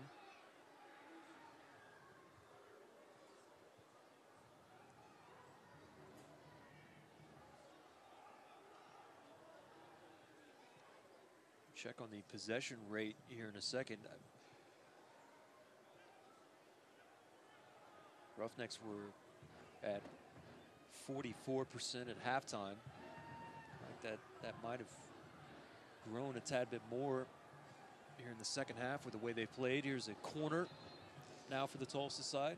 Yeah, Timbers are really pushing up. There's a high line. It's going to be a substitution for the away side now, but they play a very high line, and the Roughnecks are trying to exploit that with some through balls.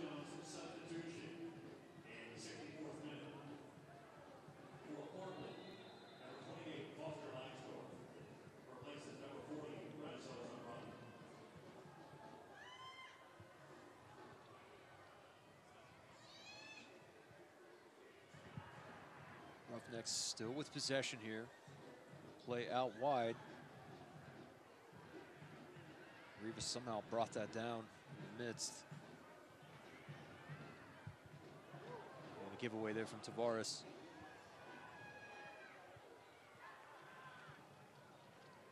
There's Mirkovic sweeping up, and now the substitution can be made for Timbers 2. Again, Brady, if you know, Coach Vodrell, will he respond to this substitution, or do you think he'll leave it for a few more minutes? I'm down here right in the kind of substitutes area where they're warming up, and they've just recently told Santi Maidana, who we haven't seen in a regular season game yet this year, they're telling him to kind of get going a little bit more as they anticipate a sub coming in. Santi's our number 10, and you know, you only give the number 10 to a player that you think can make things happen. So I'm looking forward to hopefully him getting into the game and spicing things up with the likes of Arce, who is certainly dazzling with that left foot tonight, isn't he? He looks fantastic. That's Foster Langsdorff as well, who gets brought in as the sub. There's Zambrano on loan from the first team. Little danger there for Tulsa. Serta picks it up directly in front of Arboleda.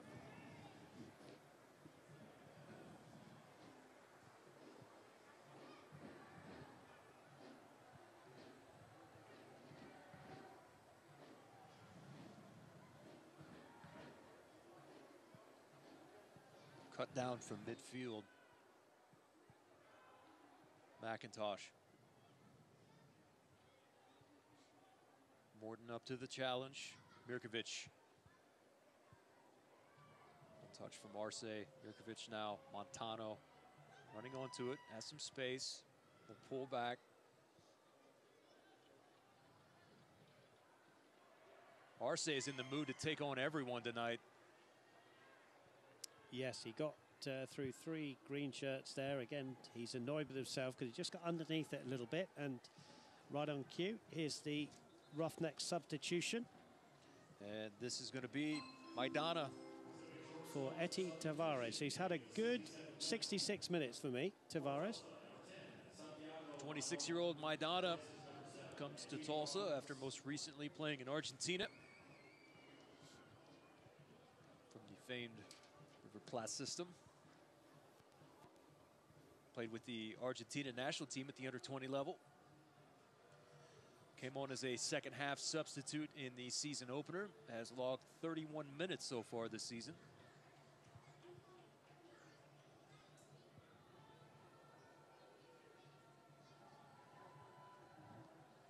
So we'll see if that changes the formation. Or will it be a like-for-like swap? Certainly Rivas has come on to the left of the 3.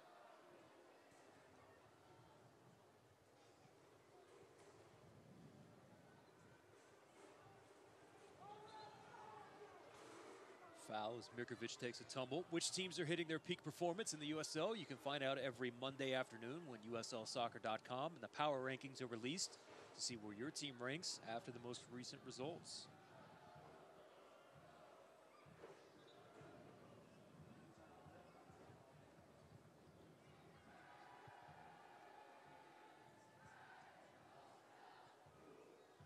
There's Maidana. Just an offside flag is there. up, yes. That's what Maidana can give you, isn't it? As Brady said, he's the number 10. Arce looks to be the centre forward now. Mirkovic sitting deep.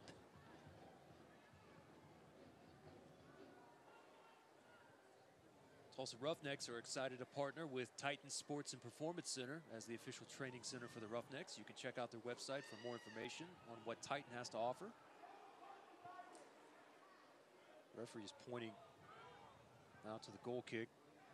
Unhappy is Williams with that ruling. As here's a look at Langsdorff, who just came on. Yeah, Langsdorff there just going down onto the grass, but I don't think it was a foul. Langsdorff, as we mentioned, is on loan. Played 45 against Real Monarchs SLC. Their last match, they're on the 31st.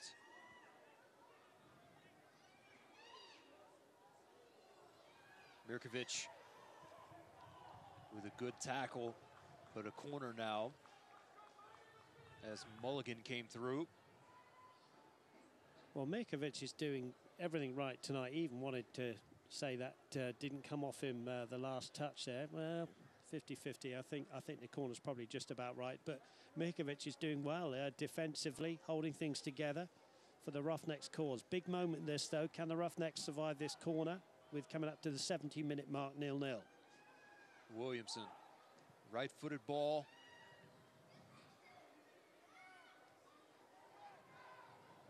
Miss hit there.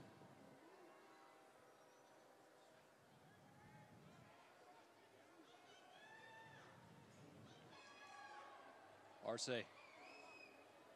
Williamson pacing along with him. Arce, though, that left foot keeps possession. Cusino, Morton.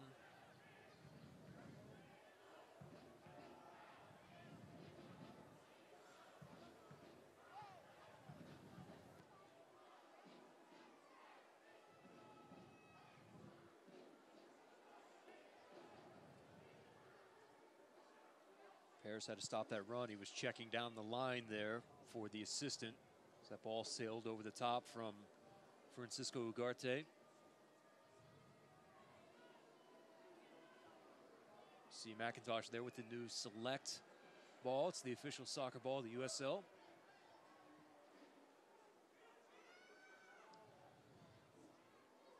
Well played ball.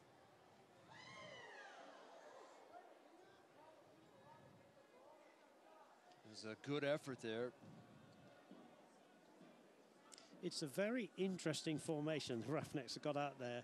It's a kind of a back five, but obviously they're pushing the wing backs on. Then Mirkovic is sitting deep as well. And then in front of Mirkovic, you kind of got three and then the one up front. So call it what you like, but it's quite an interesting and different formation and good tactics from Coach Vodrell.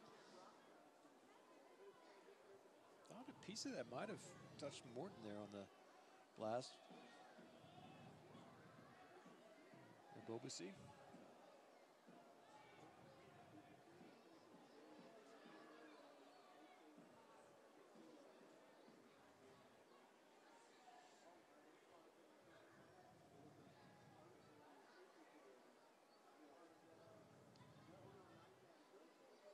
Long ball from Serta, settled by Rivas. Montano from midfield. Arce taken off of the ball. A little counterattack here from T2. And too heavy for Arboleda. Yeah, got to be a little bit careful there, the Roughnecks, haven't they? They lost the ball inside the centre circle, and then there were about 4 white shirts that were kind of stayed up the field, and got to be very careful that they don't give anything away to Timbers 2 on the yeah, here, look, you see Rivas, Arce is, that's a fair tackle. Yeah, it's a good tackle from Williamson. Loses the ball, and there was a counter-attack from Timbers too.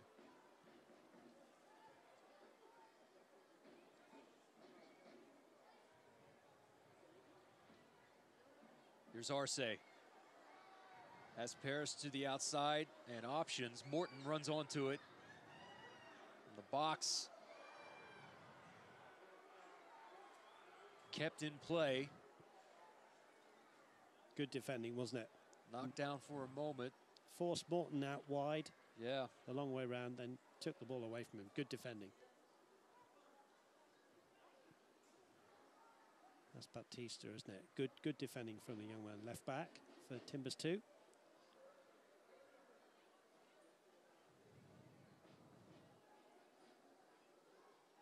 Lewis.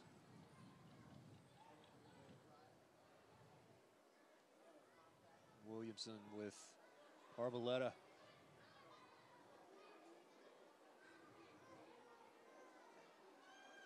Knocked down. Williams with the attempted turn.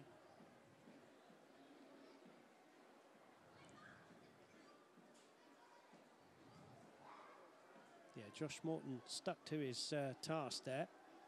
Did extremely well. Good defensively. Good defence there. Preventing a cross coming in. Can ask Brady, as a rookie, Brady, your rookie season in 2015, after a few games and gaining some experience, what's it like as far as the level and step up in competition that Josh Morton is seeing now? It's going to be a big step. First of all, the length of the season is something that challenges you not only physically but mentally as well. It's such a grind. But if I had a pro tip for him, I would score in my debut. It certainly makes a difference. Of course, Brady Ballou, the fortunate soul to score in that debut. I don't know if fortunate's the right word. I'd like to think I worked very hard you did for work that very goal. hard, Thank yes. you very much. Yes.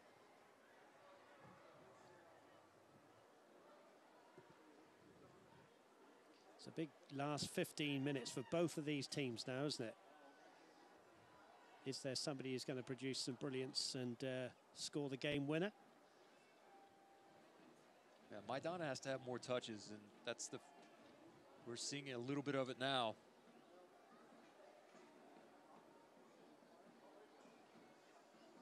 Rivas.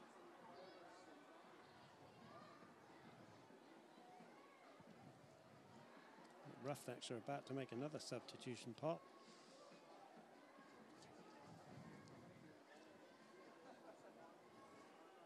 Munoz, Mirkovic. This is great poise here from Tulsa. Montano,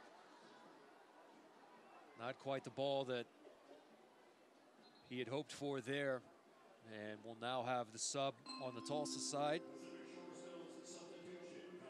This is going to be Perez on for Paris G. Yeah, Paris has had a good 75 minutes, 76 minutes in this game. Well done to him. May have taken a slight knock when he went down in the box. Could be just tactical. It's certainly a striker coming on, so it's a bold move from Dave Odra. And I think that means that Arce has gone to the kind of left-hand side of the three in behind the substitute. Perez has just come on. John Perez from Uruguay. He picked up that hamstring injury, didn't he? Yeah, he did. A couple of games ago, but he seems to have recovered pretty well.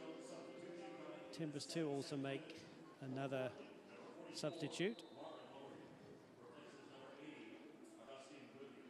This is Marvin Loria on for T2.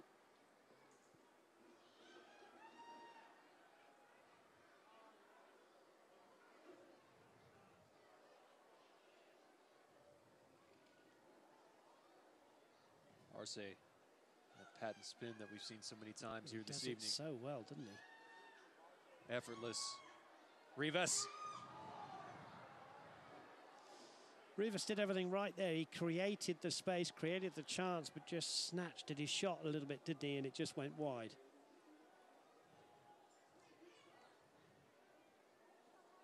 See here on the replay. There, that touch is good. And then he just snatched at the shot.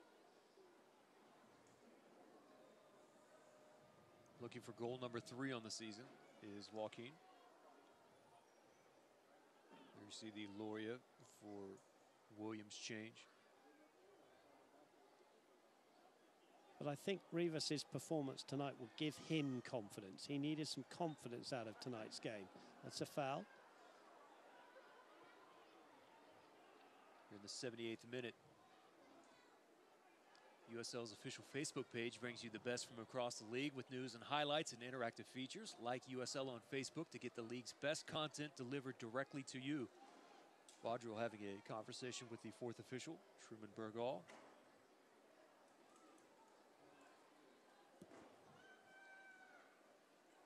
Tad bit perplexed is Vaude.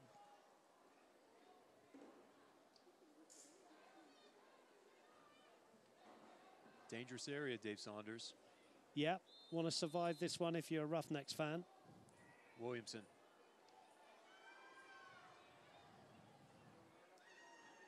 Got to have a good clearance.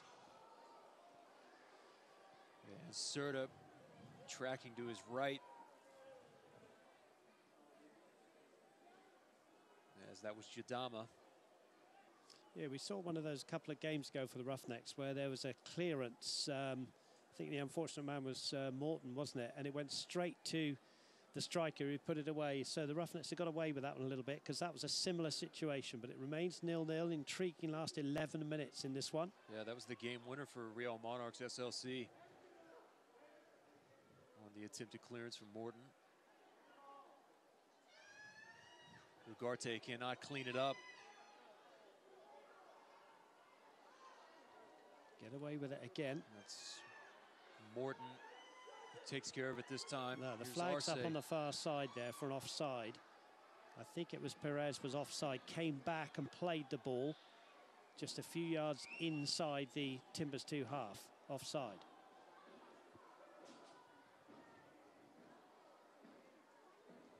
80th minute.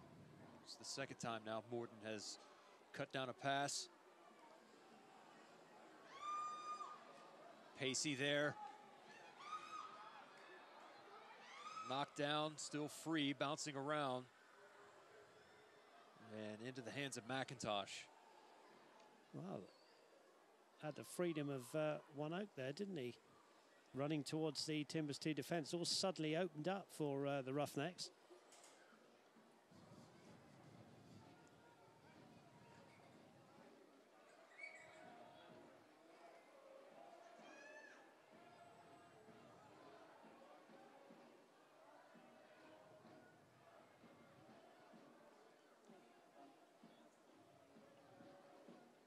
Tracked there by two defenders. Well done on the header from Jusinho out of the box. And T2 has a lot of space there near the 18. Poked away for a moment and now a foul. And this will be a card on Williamson. Yeah, took Maidana out. Take one for the team there. It was in the Roughnecks half, as it could have been a breakaway. So, an intriguing 9 minutes left. All three results obviously still very possible.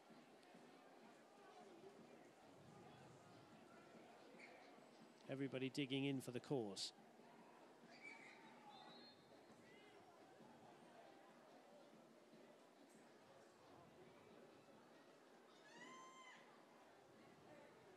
Montano just can't get there.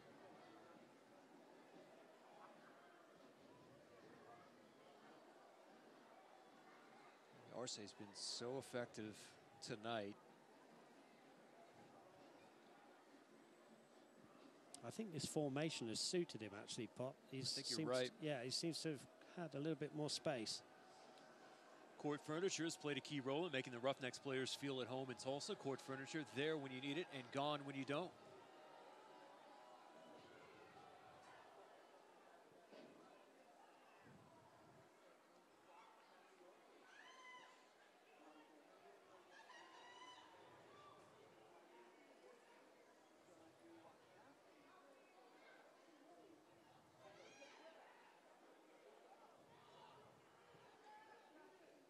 Arboleta.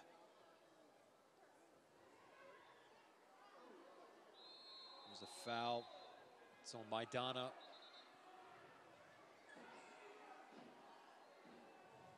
That might have, I think, caught Williamson in the stomach, I believe, the way he was holding it. Slightly high foot. I like the referee's attitude tonight. He's calmed things down. Look, there's a bit of a smile as well. Another dangerous spot, though, now, as we see on the replay. Yeah, that's a high foot, and I think you're right, caught him in the stomach. So, big moment in the game. He gets booked for it as well here in the 84th.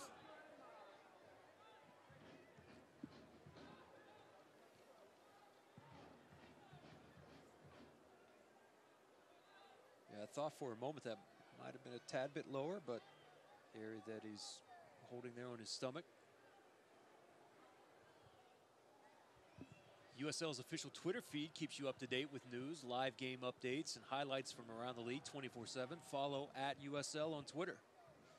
Well, this is probably 35 yards out. Will it be a shot directly on Fabian Serda's goal? Three-man wall for Tulsa.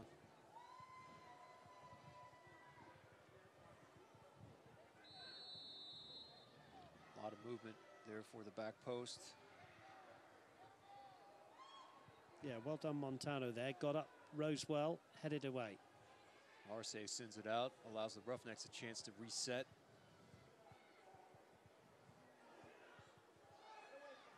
Arboleta cuts it back. Montano just there in the nick of time. Dangerous ball play through the middle. Roughnecks unable to get out of their own end at this time.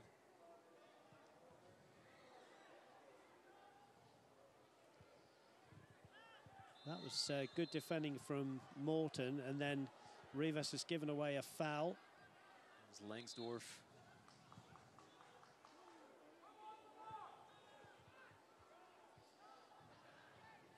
Langsdorff is Quite the player for T2. We've seen his impact so far here in the second half.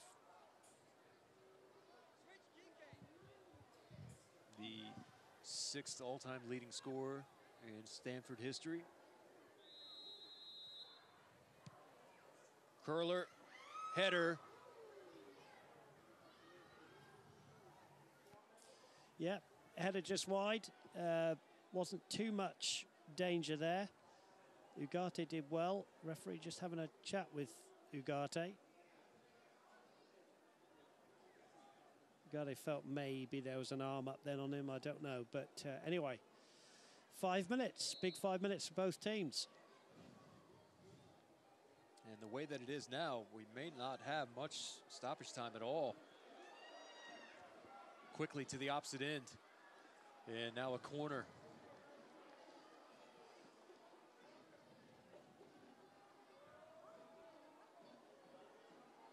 Arce will take this for Tulsa. Mirkovic is the lone player back for Tulsa. Everyone forward. Sent in there, and a great save by McIntosh. How did he get a piece of that, Dave? That's an unbelievable save. When you see that on the replay, I think it was Mirkovic got in there. And that one's way over. Look at this for a save. When we get the replay, excuse me, it wasn't Mirkovic at all, but let's see it. Here's Arce's corner. And you see the effort there, but what about that for a save? That was Munoz that was up off the back line. And McIntosh is the leader for save of the week, in my opinion. Incredible. That's an unbelievable save for a goalkeeper. Twisting like that and getting a save. And if Timbers come away with a draw, there it is. Look at that. That's an amazing left-hand palm there. Fully stretched. Yeah. And quickly to the other end. Referee says play on. That's a great decision. Played the ball. Langsdorff was upset. Gave a fist pump. Thought that he had earned one. And a chance now. Arce running on. Experienced defender, Mulligan, isn't he? And did well there. Well, both teams going for this pop. 0-0 with, what, three minutes left.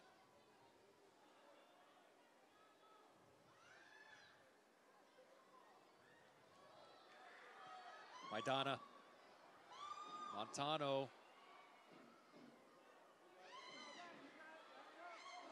Maidana left foot. Well, Brady Ballou, both teams really going for this in the last few minutes. Both teams giving it a go. This is what you want to see. This is what the fans get the tickets for. It's these last 5 minutes, and the fans are gutting it out. It's cold and chilly down here, but guys like Santiago Maidana who are doing things like that in the box late in the game, that's what builds the excitement. That's what gets the fans going. That's what makes them come back. That's what we're here for.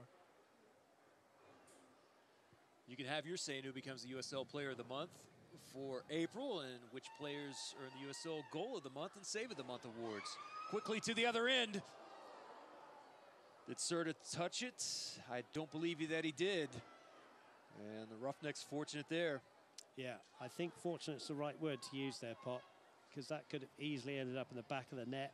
No touch from Fabian Serta, and let's hope from the Roughnecks' point of view, that's the last chance on Serta's goal. But we shall see. 1 minute to go. But certainly McIntosh has got, I'm sure Brady would join in with his vote as well. He's got 3 votes already, hasn't he, for the save of the week from us, because that was an amazing save to keep it at 0-0. He's been phenomenal, and he's one of the livelier keepers in the league. Him and Clement Diop, who's spent some time with LA Galaxy, and I believe now he's with Montreal Impact. Those are some of the guys that just pull off some of the most ridiculous athletic saves you will ever see.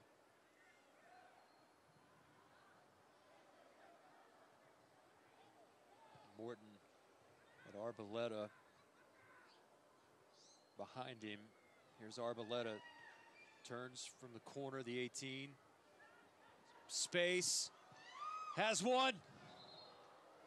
They got a little clip and now a corner coming up. We're going to have 4 minutes stoppage time added. I was completely wrong on that. And quickly they'll go. Roughnecks have to quickly close down. Well, Brady, there is evidence for me that you've got to keep switched on for the whole 90 minutes plus the 4. That was a short corner, and the Roughnecks defenders a little bit asleep there. Absolutely, and I think it's so imperative that when you're in those dead ball situations, it's not often that it's the first ball that comes in that's the most dangerous. It's that second, that third ball, that fourth wave that comes in. And you got to be switched on for all of it, unless you're Cristiano Ronaldo, who just bicycle kicks it in the first time he gets it. T2. Well, that's a wasted opportunity. Arbeloa there, I think, playing the ball through. Roughnecks will take it. But if you're a Timbers fan, that was an opportunity there late on in this game. You don't want to be the person to make a mistake now from either team.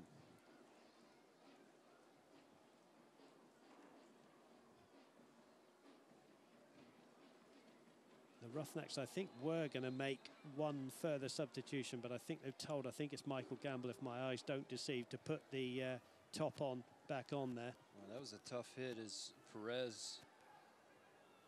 Good for him, though, getting up and getting on with it, because he knows there's an opportunity here to get the ball in the box. Yeah, had to quickly shake that one off. Everyone forward except for Mirkovic. Here for this. Arce. Easily there, cleared away by T2. Possession, though, still in favor of Tulsa. Morton just couldn't link up there with Arce, and now quickly to the other end. Tulsa's got to get back. And the assistant's flag is up on the far side.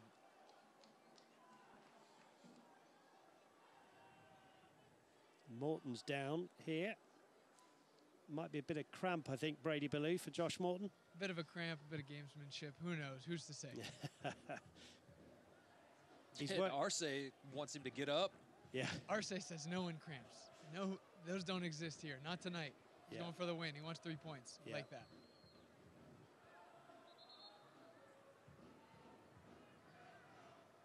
No retreat, no surrender for Arce. With a left foot like his, I don't blame him. Not at all. Anything and for the could night happen. that he's had as well. How lively that he's been on the ball.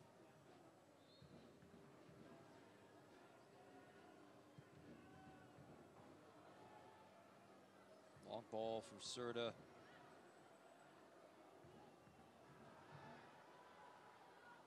Referee says play on. Arce tried to stop the flow of play. I think Arce might get a card when there's next break in play. Because he definitely, pulled him back. Referee wanted to give the benefit of the advantage at the time. Here is that sub. This is Michael Gamble, who's on for Morton, who we hope is going to be okay. Looks like that he is. Well, I think as Brady said earlier on the commentary, it's a step up for the young man. I think he's worked so hard tonight. He really has taken his opportunity, you know, been good defensively, been good in offensively. And I think, you know, it's probably just a bit of cramp. And Gamble gets a few seconds. Got less than 60 seconds here. And the referee didn't quite get all the way there, but the Roughnecks finish this off with a 0-0 draw and have their first point on the season. And a hard-fought match by both sides coming in here to One Oak tonight as they exchange pleasantries. There's Josh Morton in the middle of that. Go over and shake hands with the officials here tonight. And Dave, Roughnecks do get that point, and that turned into one heck of a performance, not only the entire way through, but I thought the last 10 minutes of that game were rather exciting end to end. Best part of the game, wasn't it? Coach Fodrell there, he'll be pleased to have got his opening point of the season in his 4th game. It means that they can finish this homestand with at least something to show from it. It's a hard-working performance, and I'm sure if you're a Roughnecks fan, you've never been so glad to have drawn a game 0-0. You know, and I think Timbers too, you know, they'll be quite pleased with that. I think they'll say they had opportunities, especially in the first half, and a few late on, to win the game. But I think in the end, Pop, I think it's about the fair result, and I think both teams will just about take it. Don't forget about the From the Pitch segment on USL.com. You can hear exclusive stories directly from the USL's players in USLsoccer.com. From the Pitch, with written and video content that provides unfiltered access and first-person look into the professional game and players' everyday lives, as Rodrigo will now make his way over to the supporter section, where La Union 918s is in their traditional position there behind the goal at the far end of the field. Roughnecks players there gathering, and maybe can use this moment here to get set before they go out on this road trip, where they will not be back here at One Oak for almost one solid month, Dave Saunders. This is a very important point for them. Like I just said, you know, it's a way that they can finish off. Okay, they would have loved the 3 points, but they will take a point, and they are rightly proud of themselves tonight. Well done, Coach Fodrell, kept his powder dry, and here he is now. Yeah, here he is with Angel Garcia for the interview post-game. Bueno, David, mejor que el otro día. Os ha faltado un poco de suerte para vencer hoy, ¿no? Sí, estoy contento en el segundo tiempo, que tuvimos muchos remates y mucho del balón y estamos muy agresivos, pero falta un poco de suerte, pero falta un poco de como composure, sangre frío en frente del arco, pero para mí estamos jugando un poco mejor en el segundo y más o menos en la primera, pero tuvimos mucho para hacer, mucho más para mejorar.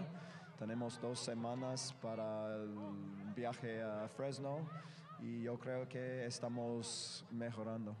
¿Eres consciente de eso, de la mejoría? Habéis rematado al larguero, habéis tenido 3 oportunidades bastante claras para haber conseguido los 3 puntos. Sí, yo creo que finalmente Fabián no tiene mucho para hacer y es el más importante, que no recibimos goles y estamos defendiendo mucho más, con más intensidad y mucho más duro, pero tenemos que marcar y qué lástima que no tenemos 3 puntos, pero estoy contento que el ambiente y del equipo está mejorando siempre. No estamos abajo, estamos levantando todo el nivel y tenemos que mejorar.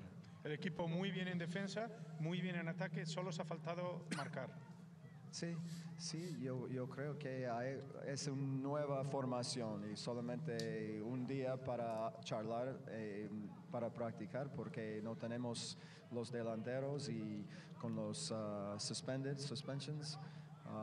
Pero es un poco más defensivo y es necesario, porque estamos recibiendo goles cada día, cada partido. En los primeros 15 minutos es imposible para jugar cuando siempre estamos sin concentración, sin intensidad, y estamos perdiendo 1-0, 2-0 en el primero 15, 20 minutos. Es mucho mejor hoy y estoy contento, pero otra vez que lástima que no podemos marcar un gol.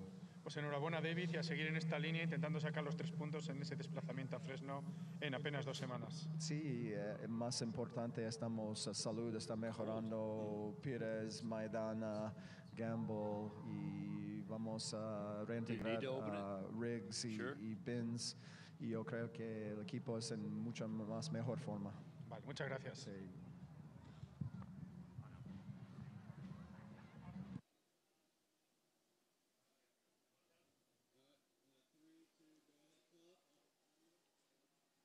All right, there's the head coach, David Vaudreuil, with some of his comments after the game.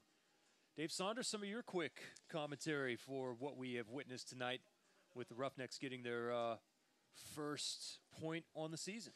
It wasn't perfect, but it's something to build on. It was a brave formation from Coach Vaudreuil. He did something different tonight. He went 3-4-3, and then we saw different formations throughout the game, which is always great coaching. You know, it wasn't just a plan A and we'll stick to that. He tried something different. I thought we looked very good in the second half, especially going forward. I think if you're a Timbers 2 fan, Pop, you might look at rue some of those chances in the first half.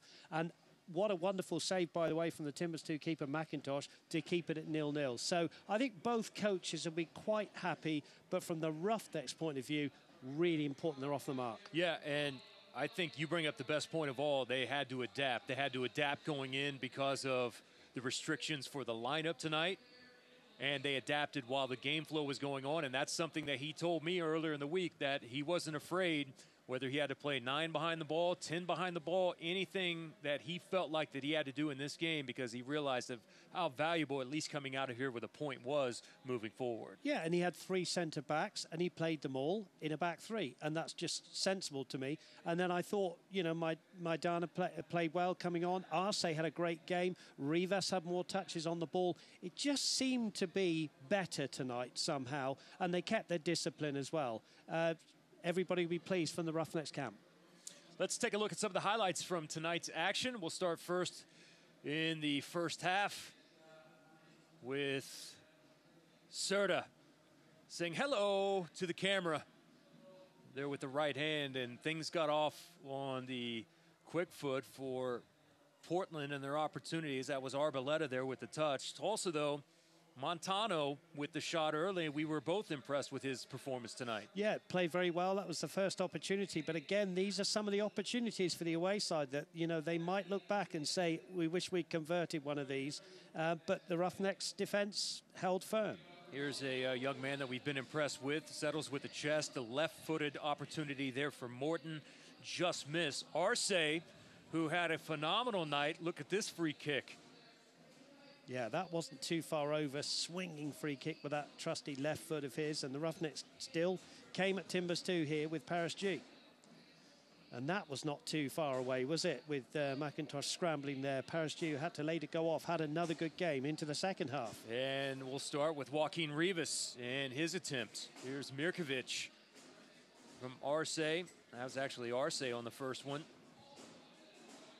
Wish that he could have done better with that one. Arce's not done. This one just curling off the bar for Arce. So with that opportunity and another opportunity we're going to see in a moment, this one here, what an outstanding save that is. Take a bow, that young man, Mr. McIntosh. We'll see it again here, Pop. This is an outstanding save. If you're a goalkeeper, everyone's around applauding that one. And, you know, they hit the bar, did the Roughnecks. They produced that fantastic save. In the end, they had the better of the second half chances.